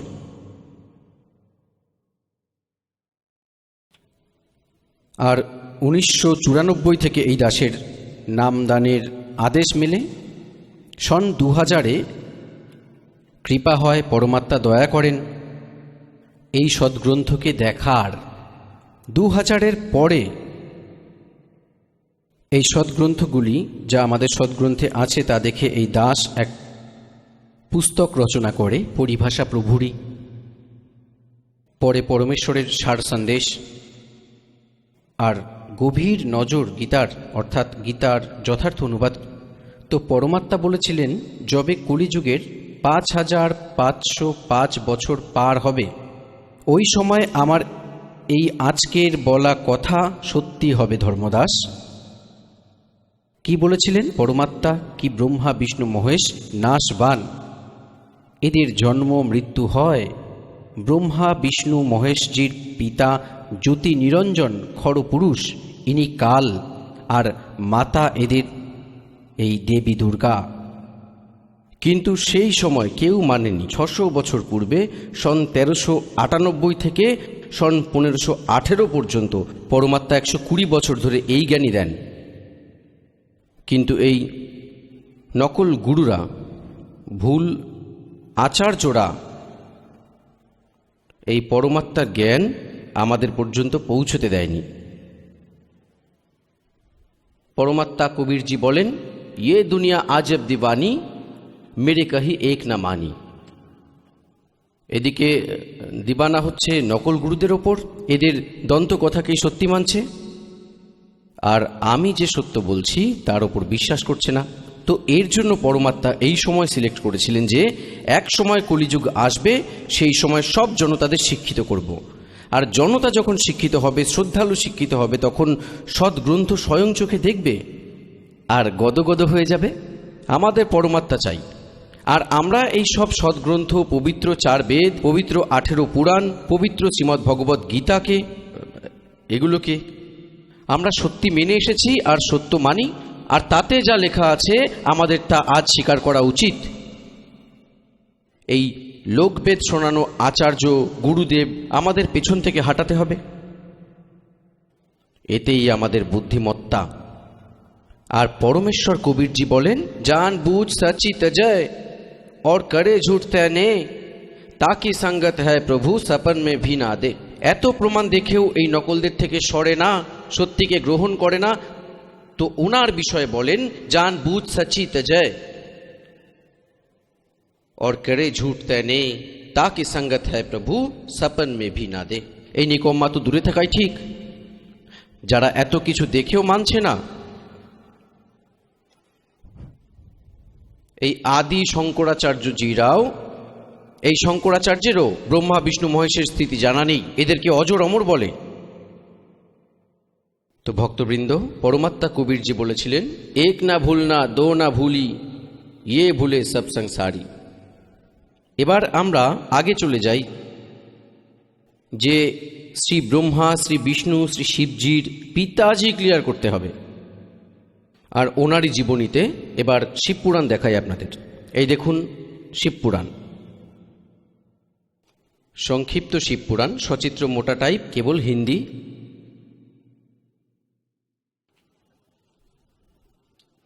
গীতা প্রেস, গোরক্ষপুর থেকে প্রকাশিত।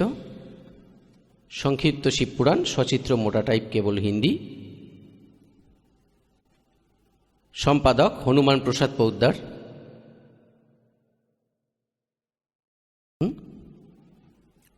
প্রকাশক এবং মুদ্রক গীতা প্রেস, গোরক্ষপুর, গোবিন্দ ভবন কার্যালয়, কলকাতার সংস্থান। এবার এখান থেকে শুরু করি। এটি রুদ্র সংহিতা, 18 পৃষ্ঠা থেকে শুরু করব। সংক্ষিপ্ত শিবপুরাণ।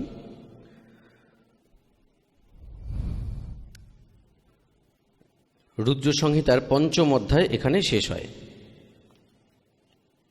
নিজ পুত্র নারদের এ কথা শুনে লোক পিতামহ ব্রহ্মা এইভাবে বলেন যে, এবার রুদ্র সংহিতার 6ষ্ঠ অধ্যায়ে আমরা প্রবেশ করব।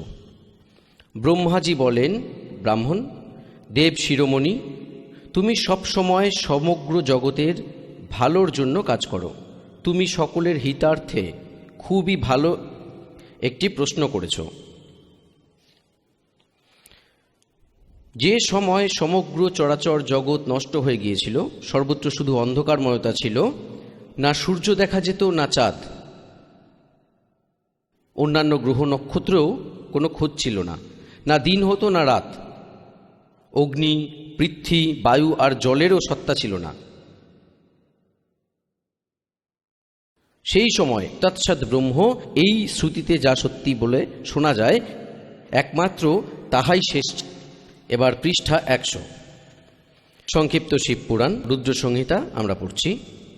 যেই পরম ব্রহ্মের বিষয়ে জ্ঞান আর অজ্ঞানে পূর্ণ উক্তি দ্বারা এই প্রকারে, অর্থাৎ উপরে বলা অনুসারে অপব্যাখ্যা করা হয়, তিনি কিছু সময় পর দ্বিতীয়বার ইচ্ছে প্রকট করেন। তার মধ্যে এক থেকে অনেক হওয়ার ইচ্ছে উদিত হয়। তখন সেই নিরাকার পরমাত্মা নিজ লীলা শক্তি দ্বারা নিজের জন্য মূর্তির কল্পনা করেন। যে মূর্তিহীন পরম ব্রহ্ম, তার মূর্তি ভগবান সদাশিব। অর্বাচীন আর প্রাচীন বিদ্বান তাকেই ঈশ্বর বলেন। সেই সময় একাকী কাটানো, স্বেচ্ছায় বিহারকারী সেই সদাশিব নিজ বিগ্রহ হতে স্বয়ংই এক স্বরূপ ভূতা শক্তির সৃষ্টি করে, যা তার শ্রী অঙ্গ থেকে কখনোই আলাদা হওয়ার মতো ছিল না। সেই পরাশক্তিকে প্রধান প্রকৃতি। এবার লক্ষ্য করুন, ইনি দুর্গা, যে এই কালের শরীর থেকে নির্গত। সে সময় একা থেকে স্বেচ্ছানুসারে বিহাররত সে সদাশিব। সদাশিবকে ইনি কাল, নিজ বিগ্রহ মানে শরীর থেকে স্বয়ং এক স্বরূপভূতা শক্তি সৃষ্টি করেন। এটি ব্রহ্মাজি বলছেন। আবার পরমেশ্বর কবির বলেছিলেন, কাল দুর্গাকে খেয়ে নিয়েছিলেন, তার পেট থেকে পরমেশ্বর কবির তাকে আলাদা করেছিলেন। এখানে ওনাদের কথার মিল রয়েছে, কারণ কবির পরমেশ্বর ব্রহ্মাজিকে এই জ্ঞান শুনিয়েছিলেন, আর ব্রহ্মাজি কিছু নিজ অনুভব, কিছু কবিরজির জ্ঞান মিলিয়ে এটা বলেন। সে সময় একা থেকে স্বেচ্ছানুসারে বিহাররত সে সদাশিব নিজ বিগ্রহ হতে স্বয়ংই এক স্বরূপভূতা শক্তি সৃষ্টি করেন, যা তার স্ত্রী অঙ্গ থেকে কখনোই আলাদা হওয়ার মতো ছিল না। সেই পরাশক্তিকে প্রধান প্রকৃতি, গুণবতী মায়া, বুদ্ধিতত্ত্বের জননী তথা বিকার রহিত বলা হয়েছে। সে শক্তিকে অম্বিকা বলা হয়েছে। একেই প্রকৃতি। এই কথাটি মনে রাখবেন যে দুর্গাকে প্রকৃতিও বলা হয়। সর্বেশ্বরী আর ত্রিদেব জননী, আহা, তিন দেবতারই মা, ব্রহ্মা, বিষ্ণুজি, শিবজির মাতা শ্রী দুর্গাকে বলা হয়। তিনি ত্রিদেব জননী, নিত্য আর মূল কারণও বলা হয়। সদা শিব দ্বারা প্রকটিত সেই শক্তির 8টি বাহু রয়েছে। বোঝা গেল তাহলে যে এটি দুর্গা দেবীর ব্যাপারেই বলা হয়েছে। নানা ধরনের অলঙ্কার তার অঙ্গের শোভা বাড়ায়। সে দেবী নানা প্রকার গতি দ্বারা সম্পন্ন এবং অনেক প্রকার অস্ত্রশাস্ত্র ধারণ করেন। ক্লিয়ার? এরপর একাকিনী হওয়া সত্ত্বেও তিনি মায়া সংযোগবশত অনেক হয়ে যান। তিনি 3টি রূপ ধারণ করেছিলেন: সাবিত্রী, লক্ষ্মী আর উমা, যারা ব্রহ্মা, বিষ্ণু আর শিবকে বিয়ে করেন। একাকিনী হওয়া সত্ত্বেও তিনি মায়া সংযোগ দ্বারা অনেক হয়ে যান। আর যে সদাশিব, এটি খরপুরুষের ব্যাপারে বলা হচ্ছে, ব্রহ্মা, বিষ্ণু, মহেশ্বরের পিতার সম্পর্কে। তাকে পরম পুরুষ, ঈশ্বর, শিব, শম্ভু আর মহেশ্বর বলা হয়। এবার দেখুন 101 পৃষ্ঠায় রুদ্র সংহিতার আমরা এখানে 6ষ্ঠ অধ্যায় পড়ছি। তিনি নিজ সমগ্র অঙ্গে ভস্য লাগিয়ে রাখেন সেই কালরূপী ব্রহ্ম। একে কাল বলো বা ব্রহ্ম বলো, খরপুরুষ বলো বা জ্যোতি নিরঞ্জন বলো, সে কালরূপী ব্রহ্ম একই সময় শক্তির সাথে অর্থাৎ দুর্গার সাথে শিবলোক নামক ক্ষেত্র নির্মাণ করেন। সেই উত্তম ক্ষেত্রকেই কাশী বলা হয়, যা পরম নির্বাণ অর্থাৎ মোক্ষর স্থান, যা সবার উপরে বিরাজমান। সেই প্রিয় ও প্রিয়তম রূপ শক্তি আর শিব।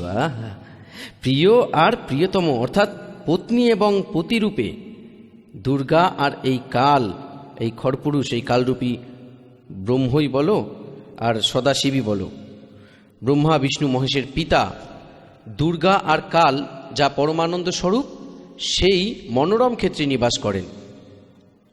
শিব আর শিবানী, শিব এখানে কালরূপী ব্রহ্ম, কেননা তিনি শিবের রূপও ধারণ করে নেন নিজ পুত্রের মতো, কেননা নিজ বাস্তবিক রূপে কারো সমক্ষে তিনি আসেন না। শিব অর্থাৎ এই কালরূপী ব্রহ্ম, শিব আর এই শিবানী অর্থাৎ কাল আর দুর্গা প্রলয় কার্যেও এই স্থানকে নিজ সান্নিধ্য থেকে মুক্ত করেননি। দেবর্ষি ব্রহ্মা বলছেন নারদকে, এক সময় সেই আনন্দ বনে রমণ করার সময় শিবা আর শিবের মনে, কাল আর দুর্গার মনে, দুর্গা আর কালের মনে, খরপুরুষের মনে এই ইচ্ছে হয় যে কোনো দ্বিতীয় পুরুষেও সৃষ্টি করা দরকার, অর্থাৎ কোনো বাচ্চা উৎপন্ন করা দরকার, ছেলে, যার উপর এই সৃষ্টির মহান দায়িত্ব রেখে সেই দুজন কেবল কাশীতে থেকে ইচ্ছে অনুসারে ঘোরে আর নির্বাণ ধারণ করে। এমন নিশ্চয় করে শক্তি সহিত সর্বব্যাপী পরমেশ্বর শিব এই কালরূপী ব্রহ্ম দুর্গা দেবীর সাথে রমণ করেন। নিজ বাম ভাগের 10ম অঙ্গে অমৃত দেন, অর্থাৎ পতিপত্নীর ব্যবহার করেন। এরপর ওখান থেকে এক পুরুষ প্রকট হয়, অর্থাৎ এক পুত্রর উৎপত্তি হয়। দেখুন 102 পৃষ্ঠায় সংক্ষিপ্ত শিবপুরাণ আমরা পড়ছি। এবার এখানে সেই পুত্র যে উৎপন্ন হলো তাকে কালরূপী ব্রহ্ম অর্থাৎ শিব বললেন, বৎস, ব্যাপক হওয়ার কারণে তোমার বিষ্ণু নাম বিখ্যাত হলো। এবার দুর্গা ও কালের মাধ্যমে যে পুত্র উৎপন্ন হলো তার নাম বিষ্ণু রাখলেন। এটি আপনারা 6ষ্ঠ অধ্যায়ে পড়লেন রুদ্র সংহিতার।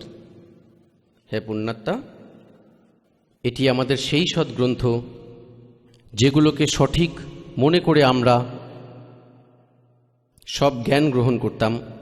এই আচার্য, ব্রাহ্মণ, গুরু আমাদের এটি বলতেন যে শিব পুরাণে এমন লেখা আছে, আমি এই জন্য আপনাদের বলছি বিষ্ণু পুরাণে এমন লেখা আছে, দেবী পুরাণে এমন লেখা আছে।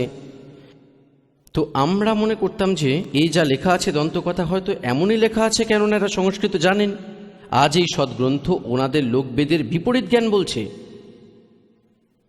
এবার এটা স্পষ্ট হয়ে গেল, কালরূপী ব্রহ্ম, খড়পুরুষ বলো, জ্যোতি নিরঞ্জন বলো, একে কাল বলো বা একে সদাশিব বলো, এ ব্রহ্মা বিষ্ণু মহেশের পিতা।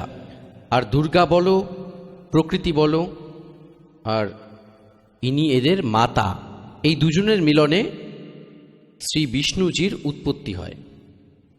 এটি আমাদের শিব পুরাণ স্পষ্ট করে এই রুদ্র সংহিতার 6ষ্ঠ অধ্যায়। এবার আপনাদের 7ম অধ্যায়ে ব্রহ্মাজি বলেন, আমার উৎপত্তিও এমনভাবেই হয়, দুর্গা আর কাল দুজন মিলে ব্রহ্ম। দেখুন এই রুদ্র সংহিতা, আর এই আমরা 6ষ্ঠ অধ্যায় আমরা এই অবধি পড়েছি। এবার 7ম অধ্যায় দেখি, 103 পৃষ্ঠায়। ব্রহ্মাজি বলেন দেবর্ষি, ব্রহ্মাজি বলেন নারদকে, দেবর্ষি তারপর কল্যাণকারী পরমেশ্বর শাম্ব সদাশিব পূর্বের ন্যায় কার্যের মাধ্যমে যেমনভাবে বিষ্ণুকে উৎপন্ন করেন, আমাকে তার ডান অঙ্গ থেকে উৎপন্ন করেন। সেই পরমেশ্বর আমায় তখনই নিজ মায়ায় মোহিত করে নারায়ণ দেবের নাভি কমলে রেখে দেন, আর লীলাপূর্বক আমায় সেখান থেকে প্রকট করে। এইভাবে সেই পদ্ম ফুল থেকে পুত্রের রূপে এই হিরণ্যগর্ভের জন্ম হয়। এবার ভক্তবৃন্দ, এখানে অনুবাদকর্তা কিছুটা বিচলিত হয়ে যান। এবার উনি ভাবেন যে ভাই, এবার শিব থেকে শিবের উৎপত্তি কিভাবে লিখব, কেননা অনুবাদকর্তাও তত্ত্বজ্ঞানে পরিচিত ছিলেন না। কিন্তু বলা হয় সত্য লুকায় না, চোর চুরি বস্তু গাড্ডা করে রাখলেও সেই গাড্ডায় সত্যি লুকানো যায় না। এবার দেখুন এই রুদ্র সংহিতাই আমরা পড়ছি। শ্রী শিব পুরাণে প্রমাণ দেখাই আপনাদের। এটা সেই রুদ্র সংহিতাই চলছে, হিন্দিতে লেখা, আমরা বাংলায় অনুবাদ করে শুনছি। এই সংক্ষিপ্ত শিব পুরাণ 110 পৃষ্ঠায় আমরা এখানে দেখব 9ম অধ্যায়, এখানে শেষ হয়, লাস্ট এটা।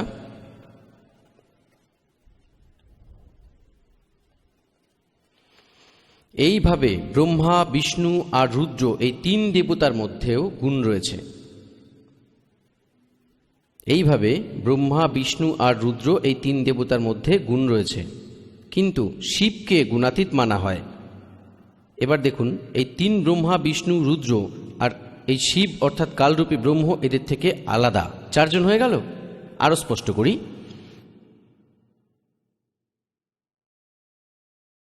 একবার শ্রী ব্রহ্মাজি আর শ্রী বিষ্ণুজির এই ব্যাপারে ঝগড়া হয়ে গেল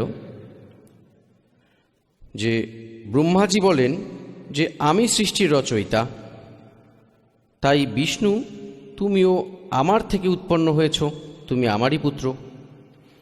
বিষ্ণুজি বলেন তুমি আমার নাভিকমল থেকে উৎপন্ন, তুমি আমার পুত্র। এতে এই দুজনের নিজেদের মধ্যে যুদ্ধ হয়।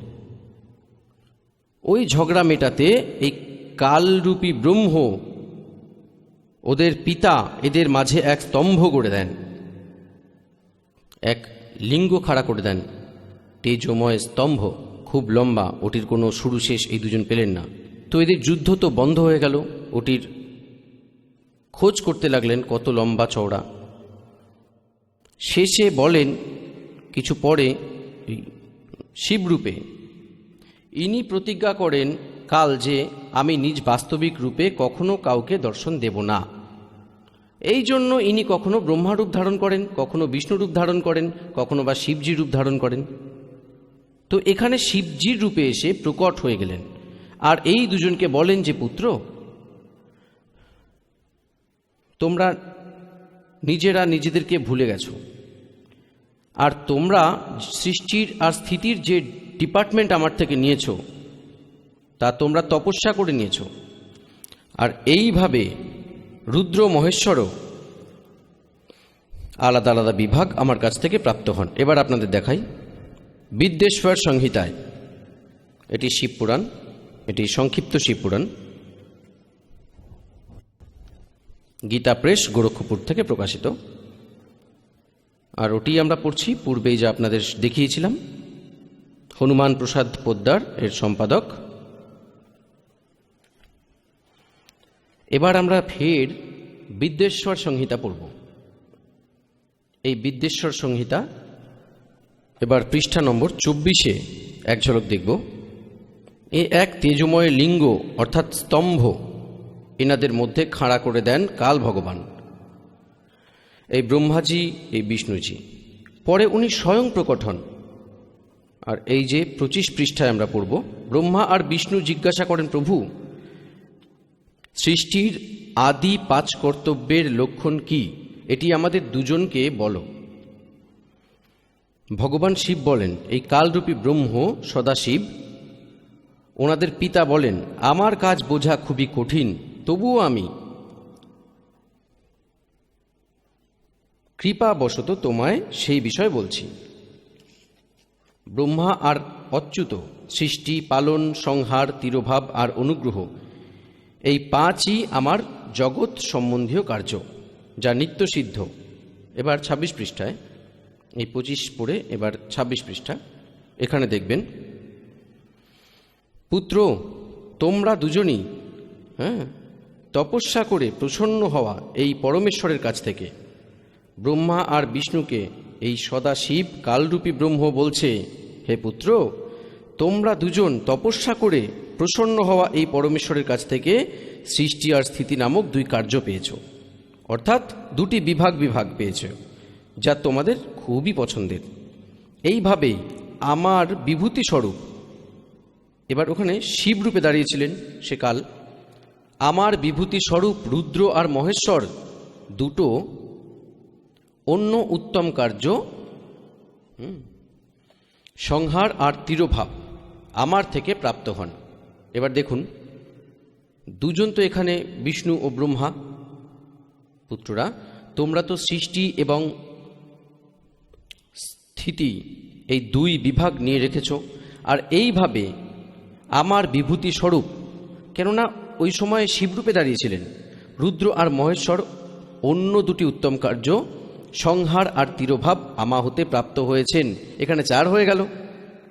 আর এই পঞ্চম এখানে বলছেন শিব। আগে দেখুন, এটা স্পষ্ট হয়ে গেল, এটি কাল বলছে, ব্রহ্ম বলছে, খড়পুরুষ বলছে। এখানে দেখবেন, এখানে 26 পৃষ্ঠায় আমরা পড়ছি বিদ্যেশ্বর সংহিতা। দেখুন, আমি পূর্বকালে নিজ স্বরূপভূত মন্ত্রের উপদেশ করি, যা ওঙ্কার রূপে প্রসিদ্ধ।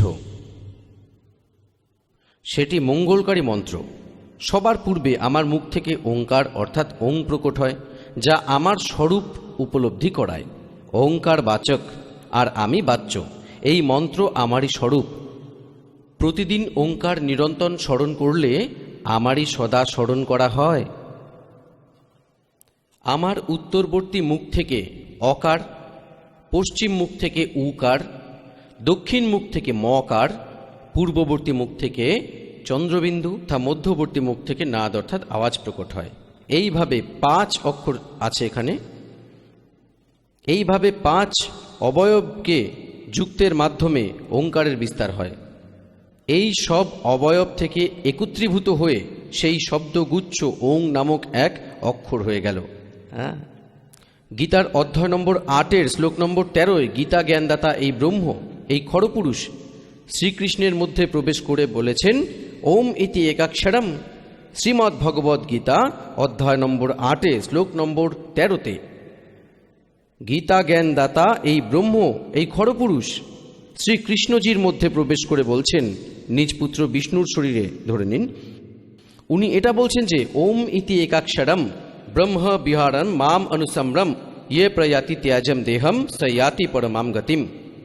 মাম ব্রহ্ম, আমার ব্রহ্মের কেবল এক ওম অক্ষর, নাথিং এলস, উচ্চারণ করে স্মরণকর্তা এই প্রয়াতি ত্যাজম দেহম সয়াতি পরমাম গতিম, যে শরীর ছেড়ে যাওয়ার সময় ইহা স্মরণ করতে করতে যায়, অর্থাৎ অন্তকালেও ইহাই স্মরণ করে শরীর ত্যাগ করেন, সৈয়াতি পরমাম গতিম, ওনার আমার ওং নাম থেকে যে লাভ মেলে উনি পরম গতি প্রাপ্ত হন। এ থেকে বোঝা গেল যে গীতাজিকে এই কালই বলেছে যে ব্রহ্মা বিষ্ণু মহেশের পিতা। এবার আগে দেখুন ওনারা গড়বড় কোথায় করেছেন। অনুবাদকর্তারা এখানে ভুল মন্ত্র ভরে দিয়েছেন। আমরা এটা এখানে পড়ছি, এই সকল অবয়ব থেকেই একত্রীভূত হয়ে সেই প্রণব ওম নামক এক অক্ষর হয়ে গেল। আর গীতার অধ্যায় নম্বর 8 শ্লোক নম্বর 13 বলেন, ওং ইতি একাক্ষরম ব্রহ্ম বিভাবন মাম অনুসম্রম ইয়া প্রজাতি ত্যাজম দেহম সয়াতি পরমাম গতি। এবার দেখুন ওনারা এখানে গড়বড় করে দিয়েছেন যে ওনারা ওং নমঃ শিবায় এটিকে 5 অক্ষরের মন্ত্র বলে দিয়েছেন। এটি ভুল, এটা পুরোপুরি ভুল। এখানে লেখা আছে যে এই সকল অক্ষর থেকে একত্রীভূত হয়ে সেই প্রণব ওং নামক এক অক্ষরে পরিণত হলো। এটি ভুল। ওং নমঃ শিবায় এই মন্ত্র ভুল। এটি শাস্ত্রবিধি ত্যাগ করে ইচ্ছে খুশি আচরণ, এটা করা উচিত নয় আমাদের। পুণ্যাত্মাগণ, আজ থেকে 600 বছর পূর্বে পরমাত্মা আনুমানিক 600 বছর পূর্বেই এই অমৃত জ্ঞান নিজ অমৃত বাণী সচ্চিদানন্দ গণব্রহ্মের বাণীতে বলেছিলেন। শ্রীমদ্ ভগবদ্ গীতার অধ্যায় নম্বর 4 শ্লোক নম্বর 25 থেকে 31 পর্যন্ত যে সাধনা যেই সাধকরা করেছেন, কেউ কেউ দেবতার পুজো করেন, আর কেউ কেউ শ্রদ্ধাই করেন, আর কেউ কেউ প্রাণায়ামাদি করেন, আর কেউ তীক্ষ্ণ অহিংসাবাদী ব্রত করেন, আপন সাধনা পূরণ করেন, যেমন মুখে পট্টি বেঁধে খালি পায়ে হয়। কেউ শ্রদ্ধা করেন, গীতাজির নিত্য পাঠ করেন, কেউ কেউ বেদ পাঠ করেন, কেউ নানা প্রকারের। বলা হয় সব সাধক আপন আপন সাধনাকে পাপ নাশক জেনে থাকেন, কিন্তু 4th অধ্যায়ের 32 নম্বর শ্লোকে বলছেন যে সেই সচ্চিদানন্দ গণব্রহ্মের বাণীতে এই যজ্ঞের জানকারী, যজ্ঞ মানে ধার্মিক অনুষ্ঠানের জানকারী, বিস্তারিতভাবে বলা হয়েছে। ওটি তত্ত্ববিজ্ঞান। 4th অধ্যায় 34 নম্বর শ্লোকে বলেন যে ওই সচ্চিদানন্দ গণব্রহ্মের বাণীতে, অর্থাৎ যে জ্ঞান স্বয়ং পরমেশ্বর নিজ মুখ অরবিন্দ থেকে বলেছেন, ওই সচ্চিদানন্দ গণব্রহ্মের বাণীতেই বলা হয়েছে।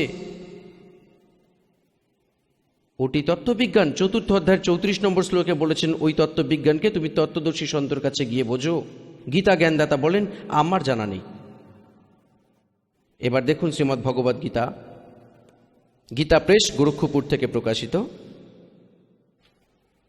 জয়দয়াল গোয়েন্দকা এর অনুবাদক।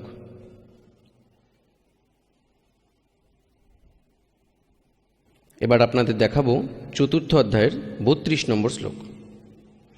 এবার আমরা প্রথমে একটু 4th অধ্যায়ের 25 থেকে শুরু করব, ভালো করে বুঝতে পারবো। এই দেখুন অধ্যায় নম্বর 4 শ্রীমদ্ ভগবদ্ গীতা 25-এ বলা হয়েছে যে কিছু যোগীজন দেবতাদের পূজারূপী যজ্ঞের ভালোভাবে অনুষ্ঠান করে, পর্যুপাসতে মানে পুজো করে।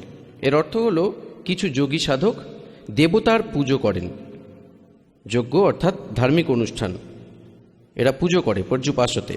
আর অন্য দ্বিতীয় ব্রহ্মাগ্ন অর্থাৎ ব্রহ্মের সাধনা করেন, ব্রহ্ম এরা নিজেদের মতো করে লিখছে। আর যজ্ঞ দ্বারাই আত্মস্বরূপের আহ্বান করে। 26 নম্বরে বলেছেন অন্য সাধক যোগীজন স্তোত্র আদি সমস্ত ইন্দ্রিয়ের স্বয়ং রূপ অগ্নিতে হবন করেন, অর্থাৎ জ্ঞান ইন্দ্রিয়দেরকেই এরা আটকানোর চেষ্টা করেন। আর অপর এক শব্দাদি, এটা 26 নম্বর শ্লোকে 4th অধ্যায়ের, সমস্ত বিষয়কে ইন্দ্রিয়রূপ আগুনের আহুতি দেন।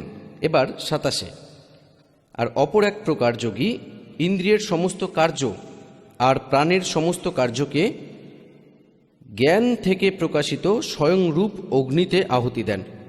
অর্থাৎ এখানে বলা হচ্ছে কিছু মানুষ তাদের শ্বাস প্রশ্বাসের আসা যাওয়া দেখতে পান, একেই তারা সাধনা মনে করেন, ধ্যান রাখেন তার উপর। 28-এ বলা হয়েছে যে কিছু মানুষ দ্রব্য সম্বন্ধে যজ্ঞ করেন, ধর্মশালা বানিয়ে দেন কত, আর কিছু তপস্যা করতে থাকেন। আর কিছু যোগরূপ যজ্ঞ করেন, অর্থাৎ যোগাসন করেন, একেই তারা মোক্ষ লাভের পন্থা মনে করেন। এটা 28 পড়ছি আমরা, 28। আর অপর বেশ কিছু অহিংসাদি তীক্ষ্ণ ব্রতর সাথে যুক্ত যত্নশীল পুরুষ অধ্যায়রূপ জ্ঞানযজ্ঞ করেন, অর্থাৎ অধ্যায় করেন। কেউ গীতা পাঠ করেন, বেদ পাঠ করেন। 29 বলা হয়েছে অপর কিছু সাধুজন, যোগীজন আপান বায়ুতে প্রাণবায়ুকে, অর্থাৎ প্রাণায়াম ক্রিয়াকে হবন করেন, আর প্রাণবায়ুকে আপান বায়ুতে। আর কিছু নিয়মিত আহার অল্পাহারী থাকেন, প্রাণায়াম পরায়ণ পুরুষ, আর প্রাণ ও অপ্রাণের গতিকে থামিয়ে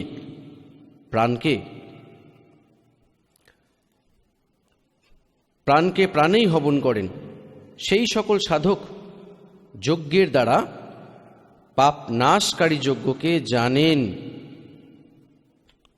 পুণ্যাত্মাগণ, এই গীতা অধ্যায় নম্বর 4 শ্লোক 25 থেকে নিয়ে 30 পর্যন্ত আপনারা পড়লেন। এই বক্তব্যের অর্থ এই রকম এখানে যে কেউ এমন সাধনা করেন, কেউ অমন সাধনা করেন, আর সব সাধক নিজ সাধনাকে পাপ নাশক জানেন। যদি ওরা এটা বোঝে যে সাধনা ঠিক নেই, বুঝতে পারেন, কেউ করবে না এগুলো। তো এবার বলছে 4th অধ্যায়ের 31 নম্বর শ্লোকে বলে যে যারা সাধনা করে না, ভক্তি করেই না, ওদের না এখানে সুখ না পরলোকে সুখ। এবার 4th অধ্যায়ের 32 নম্বর শ্লোকে বলেছেন যেই সাধনার বর্ণনা যজ্ঞের 25 থেকে নিয়ে 30 পর্যন্ত করেছেন, এই প্রকার অনেক প্রকারের বিস্তারিত যজ্ঞের জানকারী, যজ্ঞ মানে ধার্মিক অনুষ্ঠানের জানকারী, সচ্চিদানন্দ ঘনব্রহ্মের বাণীতে বিস্তারিত বলা হয়েছে ব্রাহ্মণ মুখে। এবার এখানে অনুবাদকর্তারা 4th অধ্যায়ের 32 নম্বর শ্লোকে গড়বড় করে ফেলেছেন অজ্ঞানতার কারণে। ওনারা ব্রাহ্মণের মুখের অর্থ লিখেছেন ব্রহ্মের বাণী। লেখার কথা ছিল সচ্চিদানন্দ ঘনব্রহ্মের বাণীতে, অর্থাৎ যা বেদ থেকে আলাদা। কেননা শ্রীমদ্ ভগবদ্ গীতার জ্ঞান বেদ থেকে নেওয়া জ্ঞান, আর এতে দু ধরনের জ্ঞান আছে। এক হলো এই ব্রহ্ম খরপুরুষের নিজের মত, আর এক বেদের জ্ঞান। যা বেদের জ্ঞান তা বেদের সাথে তুলনা হয়, তা ঠিক। আর যা যুদ্ধ করানোর জন্য ইনি কিছু নিজ মত দিয়ে বলেন যে এটা আমার মত, এমন সাধনা, যা কিছুটা জ্ঞান দিয়েছেন। তো ওই মত, এরও মত অল্পজ, কারণ স্বয়ং বলে যে সে তত্ত্ববিজ্ঞানকে তত্ত্বদর্শী সন্তের কাছে গিয়ে শোনো। এদের কমপ্লিট নলেজ নেই আধ্যাত্মিক জ্ঞানের। গীতা জ্ঞানদাতারও কমপ্লিট নলেজ নেই, এতে বোঝা যায়। এবার দেখবেন 4th অধ্যায়ের 31 এবং 32 শ্লোক। শ্রীমদ্ ভগবদ্ গীতা 4th অধ্যায়ের 30 পর্যন্ত আমরা পড়ে ফেলেছি। 31-এ শুধু এটুকু বলেছে যে হে কুরুশ্রেষ্ঠ অর্জুন, যজ্ঞ থেকে বাঁচা অমৃতের অনুভবকারী যোগীজন, অর্থাৎ শাস্ত্রানুকূল সাধনাকারী সনাতনম ব্রহ্ম জানতি, অর্থাৎ গীতা জ্ঞান দাতার চেয়ে অন্য কেউ সনাতন ব্রহ্ম অবিনাশী পরমাত্মাকে প্রাপ্ত হন। যজ্ঞ না করা পুরুষ, তার জন্য তো এই মনুষ্য লোকই সুখদায়ক নয়, তো পরলোক কিভাবে সুখদায়ক হবে। এবার 32-এ 4th অধ্যায়ের এই 32 নম্বর শ্লোকে ওনারা এখানে গড়বড় করেছেন। এবং বহুবিধা যজ্ঞা বিততা ব্রহ্মণ মুখে। তারা এই ব্রহ্মণে মুখে কথার অর্থ এখানে ভুল করেছেন। এইভাবে আরও বহু ধরনের যজ্ঞ মানে ধার্মিক অনুষ্ঠানের জানকারী, ব্রহ্মণে মুখে এর অর্থ করে দিয়েছেন বেদের বাণী। এটা ভুল করেছেন। এ অবধি তো হলো। এবার দেখো ব্রহ্মণে এর অর্থ আমরা দেখি এর দ্বারাই 17 অধ্যায়ের 23 নম্বর শ্লোকে। পুণ্যাত্মাগণ, এখানে দেখবেন এই অধ্যায় নম্বর, এই 17 অধ্যায় অধ্যায় নম্বর 17, 23 নম্বর শ্লোক শ্রীমদ্ ভগবদ্গীতার। ওং তৎ সৎ ইতি নির্দেশ ব্রহ্মণ ত্রিবিধ স্মৃত। এবার এখানে ওং ওং তৎ তৎ সৎ সৎ ইতি মানে এমন, ত্রিবিধ তিন প্রকার, ব্রহ্মণ মানে সচ্চিদানন্দ ঘন ব্রহ্মের নাম কোথায়? ব্রহ্মণ মানে সচ্চিদানন্দ ঘন ব্রহ্ম, অর্থাৎ পরম অক্ষর ব্রহ্ম, পূর্ণ পরমাত্মা, সচ্চিদানন্দ ঘন ব্রহ্ম। এবার আমরা ফের আসি চতুর্থ অধ্যায়ের 32 নম্বর শ্লোকে। চতুর্থ অধ্যায়ের এই 32 নম্বর শ্লোক। এবার আমরা এটির অনুবাদ এখানে এভাবে করব। এইভাবে আরও অনেক ধরনের যজ্ঞ সচ্চিদানন্দ ঘন ব্রহ্মের বাণীতে, ব্যাস সহজ অর্থ হয়ে গেল, বিস্তারিত বলা হয়েছে। এরা বলে বেদের বাণীতে, আর বেদের জ্ঞান তো গীতাতেই গীতা জ্ঞানদাতা দিয়েই দিয়েছেন, বিস্তারিত বলা হয়েছে। সে সবকে কর্ম জানো, অর্থাৎ কাজ করতে করতে চলতে চলতে সিদ্ধ হওয়া, এইভাবে তত্ত্বের মাধ্যমে জেনে তার অনুষ্ঠান দ্বারা তুমি কর্মবন্ধন থেকে সম্পূর্ণ মুক্ত হয়ে যাবে। আর 33-এ এটা বলা হয়েছে যে শ্রেয়ান দ্রব্যম ইয়াত যজ্ঞাত জ্ঞান যজ্ঞ পরন্তপ সর্বম কর্ম অখিলম পার্থ জ্ঞানে পরিসমাপতে। এর অর্থ হল অজ্ঞানতা বশত কোনো কিছু, কোনো ধন দান করার চাইতে ভালো তো প্রথমে জ্ঞানযোগ্য বোঝো। এখানে দেখুন 33 নম্বর শ্লোকে, হে পরমতপ অর্জুন, দ্রব্যময় যজ্ঞের চেয়ে জ্ঞানযোগ্য অত্যন্ত শ্রেষ্ঠ। জ্ঞানযোগ্য মানে তত্ত্ববিজ্ঞান, যা সচ্চিদানন্দ ঘন ব্রহ্মের বাণীতে আছে, ওটাকে বোঝো। ইয়াবন্মাত্র সম্পূর্ণ কর্ম জ্ঞানে সমাপ্ত হয়। এবার 34-এ বলেছে সেই জ্ঞানকে, কোন জ্ঞানকে? যা সচ্চিদানন্দ ঘন ব্রহ্মের বাণীতে বিস্তারিত বলা হয়েছে, তা তত্ত্ববিজ্ঞান। চতুর্থ অধ্যায়ের 32 নম্বর শ্লোকে। এবার চতুর্থ অধ্যায়ের 34 নম্বর শ্লোকে সেই তত্ত্ববিজ্ঞানের জানকারি। চতুর্থ অধ্যায়ের 34 নম্বর শ্লোকে গীতা জ্ঞানদাতা বলেছেন সেই জ্ঞানকে যা সচ্চিদানন্দ ঘন ব্রহ্মের বাণীতে লেখা আছে।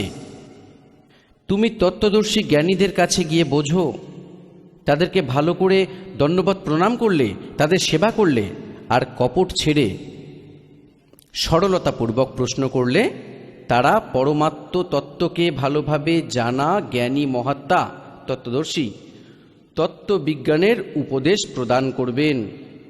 পুণ্যাত্মাগণ, আমাদের পবিত্র সদ্গ্রন্থ শ্রীমদ্ ভগবদ্ গীতা কত নির্ণায়ক জ্ঞান দিচ্ছেন। আর এই অজ্ঞানী আচার্য গুরু মণ্ডলেশ্বর, এই ব্রাহ্মণ আজ পর্যন্ত এই সদ্গ্রন্থকে না বুঝতে পেরেছে, না আমাদের বোঝাতে পেরেছে। দন্তকথা, লোকবেদ শোনাচ্ছে আমাদেরকে। কবির পরমেশ্বর জি বলছেন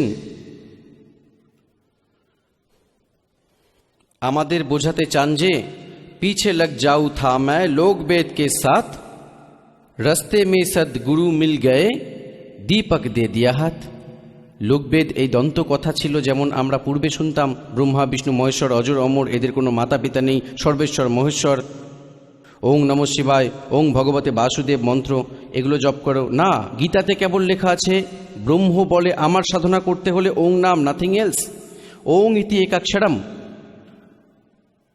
ওম ইতি একাক্ষরম ব্রহ্ম বিহরণ মাম অনুসম্ভ্রম, নাথিং এলস, কেবল এক ওং অক্ষর আমার জপ করার জন্য। আর সচ্চিদানন্দ ঘনব্রহ্ম পরমক্ষর ব্রহ্মের সাধনা করার 17 অধ্যায়ের 23 নম্বর শ্লোকে লেখা আছে যে ওং তৎসৎ ইতি নির্দেশ ব্রহ্ম ত্রিবেদ সমর্থ। সেই সচ্চিদানন্দ ঘনব্রহ্মের সাধনা করতে হলে তত্ত্বদর্শী সন্ত বলবে, তার কাছে সেই কোড ওয়ার্ড আছে ওং। তো ব্রহ্মের জপ, অর্থাৎ এই অক্ষর পুরুষের, যেমন সৃষ্টি রচনায় আপনাদের বলেছিলাম যে অচিন্তের বচনে অক্ষর পুরুষের উৎপত্তি হয়েছিল,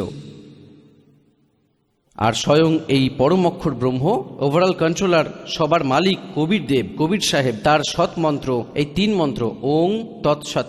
ওং ব্রহ্মের, খড়পুরুষের, খড়ব্রহ্মের, আর এটি অক্ষর পুরুষের, এটি সাংকেতিক। আর সৎ, এটি পরম অক্ষর পুরুষ সচ্চিদানন্দ ঘনব্রহ্মের মন্ত্র জপ করার। এই 3-এর একত্রে সাধনা করতে হয়, আর এ থেকে ওই পরম পিতা পরমাত্মার প্রাপ্তি হয় পরম অক্ষর ব্রহ্মের। এই তৎ আর সৎ সাংকেতিক শব্দ। এই দাস বলতে পারবে এই পৃথিবীতে কারো কাছে এই মন্ত্র নেই। আর এই দাসের কাছ থেকে মন্ত্রপ্রাপ্ত হয়ে যদি কেউ স্বয়ংই স্বয়ম্ভু গুরু বনে যায় তো ও আপনাদের শত্রু। ও নকল, ডুপ্লিকেট অর্থাৎ নকল অর্থাৎ ডুপ্লিকেট, লাইসেন্স অর্থাৎ পাসপোর্ট বানাচ্ছে, নিজেও অপরাধী আপনাদেরও দোষী বানাচ্ছে। এবার ওই সচ্চিদানন্দ ঘনব্রহ্মের বাণীতে হয়ে আজ থেকে 600 বছর পূর্বে লিখেছিলেন ওটি কবির সাগরে।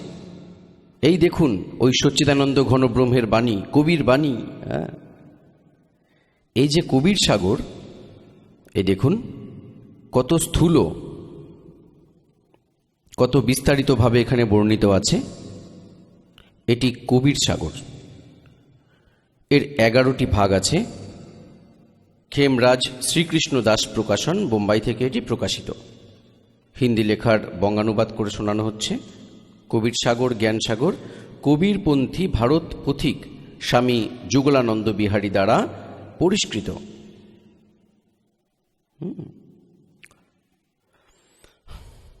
মুদ্রক এবং প্রকাশক খেমরাজ শ্রীকৃষ্ণ দাস, অধ্যক্ষ শ্রী বেঙ্কটেশ্বর প্রেস, খেমরাজ শ্রীকৃষ্ণ দাস, মার্গ, মুম্বাই। এবার এতে দেখাচ্ছি আপনাদের।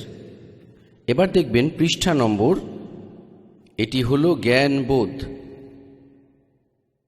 কবির সাগরে জ্ঞানবোধ 20 নম্বর পৃষ্ঠায় জ্ঞানবোধ, আর এদিকে আছে বোধ সাগর। জ্ঞান সাগরে বোধ সাগর এই 21 পৃষ্ঠায় পরমাত্মা কবির সাহেব আপন প্রিয় পাত্র ধর্মদাসকে বলেন,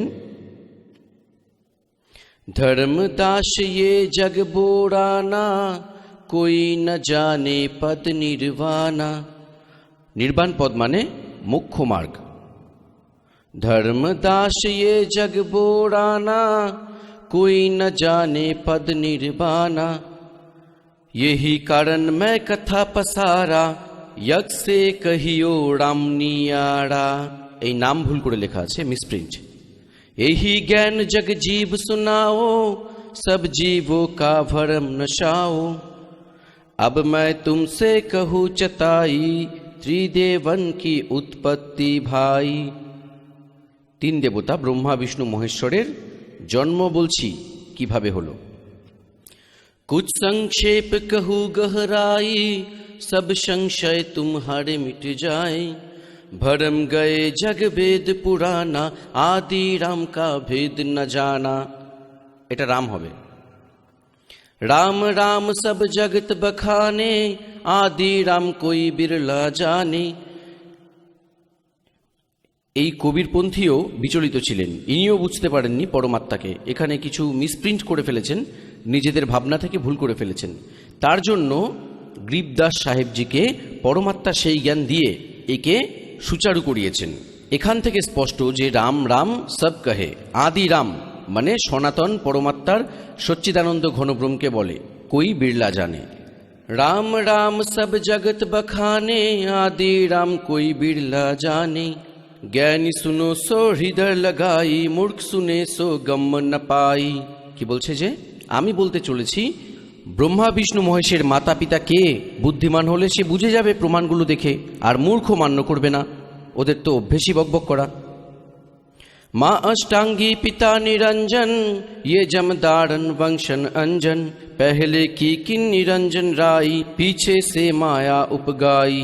माया रूप देखो अति शोभा देव निरंजन तन मन लोभा। कामदेव धर्म राय सताए देवी को तुरंत धर खाए। पेट से देवी करी पुकारी हे साहेब मेरी करो उभारी। पेट से देवी करी पुकारी साहेब मेरी करो उभारी। टेर सुनी सदगुरु तह आए अष्टांगी की बंध छड़ाए। এখানের বাস্তবিকতা হলো যে টের শুনি তাহা হাম আয়, পরমাত্মা বলছেন অষ্টাঙ্গী কি বন্ধ ছড়ায়। এবার 22 পৃষ্ঠায় জ্ঞানবোধ, কবির সাগর জ্ঞানবোধ।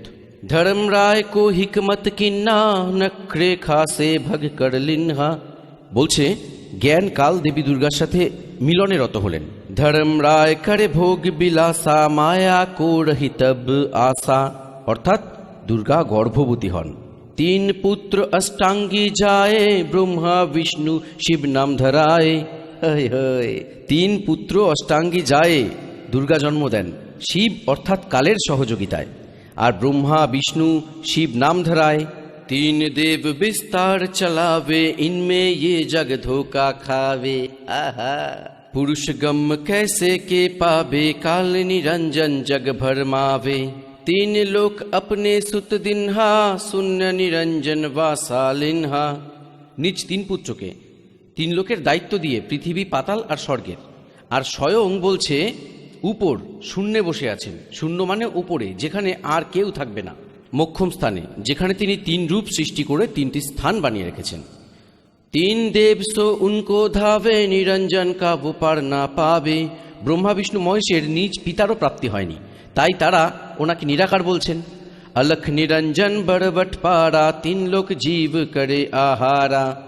ब्रह्म विष्णु शिव ने ही बचाए सकल खाए पुन धुर उड़ाए। 3 के सुत है तीनों देवा अंधर जीव करत है सेवा। এবার পরমাত্মা কি বলছেন, যে এই দুর্গা আর কালের 3 পুত্র রজগুণ ব্রহ্মা, সত্যগুণ বিষ্ণু আর তমগুণ শিব, আর অন্ধ জীব এদেরই পূজা করেন। অন্ধ মানে জ্ঞানহীন প্রাণী, তারা এদেরই সর্বেশ্বর মেনে এদের পুজো করেন। এবার দেখুন, 3 के सुत है तीनों देवा अंधर जीव करत है सेवा। সেবা মানে পূজা। এরা অন্ধ জ্ঞানহীন তত্ত্বজ্ঞানহীন প্রাণী, এরা কালের 3 পুত্রের পুজো করেন। अकल पुरुष का हूँ नहीं चिन्हा काल पाए सब ही गए लिन्हा। 3 देव असुर अवतारा ताको वजे सकल संसारा।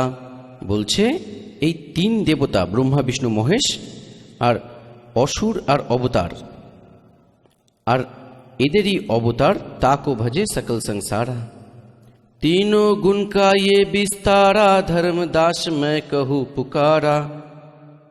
এবার পরমেশ্বর কবিরজি বলছেন, गुण तीनों की भक्ति में भूल पड़ो संसार कहे कबीर निज नाम बिन कैसे उतरे पार।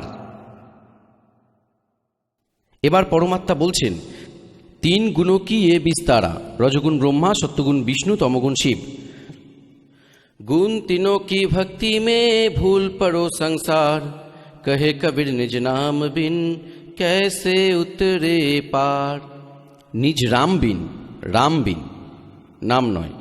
তো পুণ্যাত্মাগণ, এই কনসেপ্ট আরও ক্লিয়ার করতে হবে। রজগুণ ব্রহ্মা, সদ্গুণ বিষ্ণু, তমগুণ শিবজি। আর গীতার কিছুটা ভেদ আপনাদের দেব। গীতাতে এইভাবেই বর্ণিত আছে এই 3 জনের জন্মের কথা। এই দেখুন, মার্কেন্ডেয় পুরাণে এই 3 গুণ গীতা দেখাচ্ছি। এটি মার্কেন্ডেয় পুরাণ, গীতা প্রেস, গোরক্ষপুর থেকে প্রকাশিত।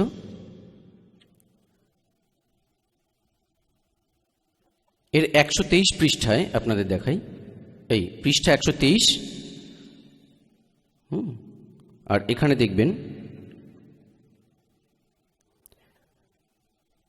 মার্কেন্ডেয়জি বলেন, মার্কেন্ডেয়জি বলছেন, এখানে আমরা আসছি, এইভাবে স্বয়ম্ভু পরমাত্মার 3 অবস্থা হয়। রজগুণ প্রধান ব্রহ্মা, তমগুণ প্রধান রুদ্র, আর সত্যগুণ প্রধান বিশ্বপালক বিষ্ণু। এই 3 দেবতা আর এটি 3 গুণ। আহা, কি সুন্দর স্পষ্টভাবে ক্লিয়ার হয়ে গেল। আরও ক্লিয়ার করি, কারণ যতক্ষণ এই কনসেপ্ট ক্লিয়ার হবে না যে রজগুণ ব্রহ্মা, সদ্গুণ বিষ্ণু, তমগুণ শিবজি, ততক্ষণ এ কথা প্রমাণ হবে না।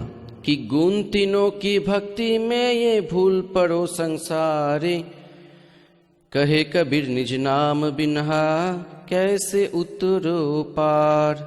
এটি শ্রীমদ দেবী ভাগবত হিন্দি টিকা সহিত প্রথম ভাগ। আর এটি কোথা থেকে প্রকাশিত? অথ দেবী ভাগবতম সভাষ্টিকং সমহাত্মাম। এটি খেমরাজ শ্রীকৃষ্ণদাস প্রকাশন, মুম্বাই 4, এখান থেকে প্রকাশিত।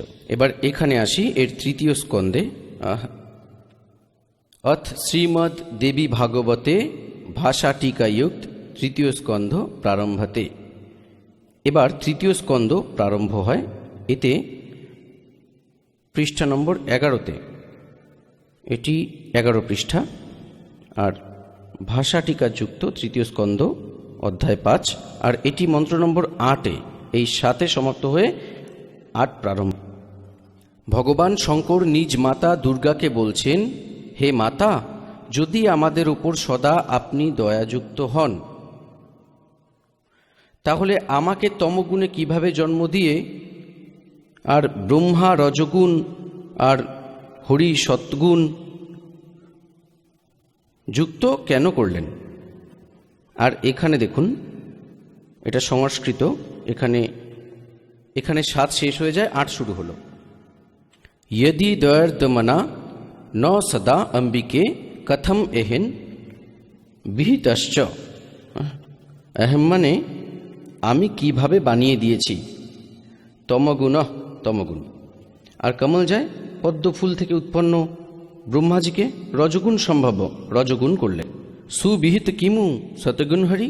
আর বিষ্ণুকে আপনারা সত্যগুণ কেন বানালেন? আপনাদের শ্রীমদ্ দেবী ভাগবতে এটা স্পষ্ট ক্লিয়ার হয়ে গেল, আর শ্রী শিব পুরাণে স্পষ্ট হয়ে গেল যে প্রকৃতি আর প্রধান দেবী দুর্গাকে বলা হয়। আর 3 গুণ, রজগুণ ব্রহ্মা, সত্যগুণ বিষ্ণু, তমগুণ শিব। তো এবার আপনাদের শ্রীমদ্ ভগবদ গীতায় দেখাই প্রকৃতি দুর্গা আর এই কালরূপী ব্রহ্ম, যা গীতা বলছে শ্রীকৃষ্ণে প্রবেশ করে, এই দুজনের সহযোগে এই 3 গুণ, রজগুণ ব্রহ্মা, সত্যগুণ বিষ্ণু, তমগুণ শিবজির উৎপত্তি হয়। দেখুন, কেননা শ্রীমদ্ ভগবদ গীতা দেখাই, শ্রীমদ্ ভগবদ গীতায় আপনাদের দেখাই এই 14 অধ্যায়ের এই দেখবেন অধ্যায় 14, 3, 4, 5, এটা 3। হে অর্জুন, আমার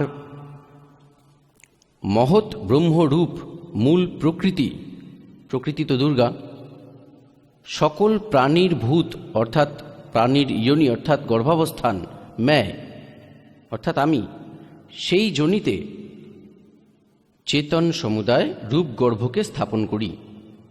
সেই জড়চেতনের সংযোগে সব প্রাণীর উৎপত্তি, সর্বভূতের উৎপত্তি হয়।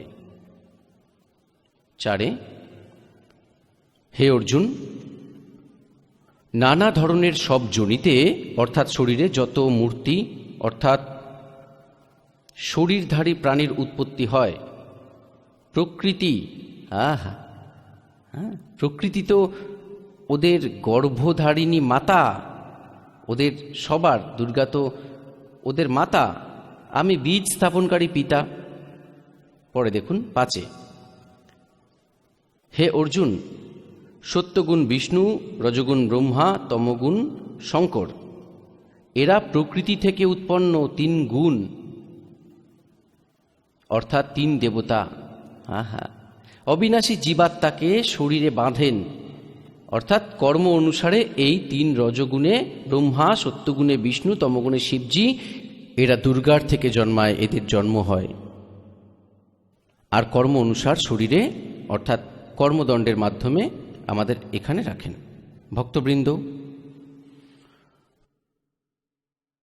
পরমাত্মা বলতেন যে আমার কথা, এই দুনিয়া আজব দিবানি, মেরি কহি এক না মানি। কি বলতেন পরমাত্মা? নিরঞ্জন দন তেরা দরবার, নিরঞ্জন দন তেরা দরবার, जहाँ पर तनक नानय বিচার। কবির পরমেশ্বর পরম ব্রহ্ম, পরম পূজ্য কবির পরমেশ্বর জি 600 বছর পূর্বে বলেন যে কাল তেরা নাশ যাইও, তুই কেমন জুলুম করে রেখেছিস। এই জ্যোতি নিরঞ্জনকে বলতেন যে এই ত্রিলোকে একটুকুও ন্যায় নেই, তুই সবাইকে ভ্রমিত করে রেখেছিস, সবাইকে মিথ্যে কপটের আধারে আটকে রেখেছিস।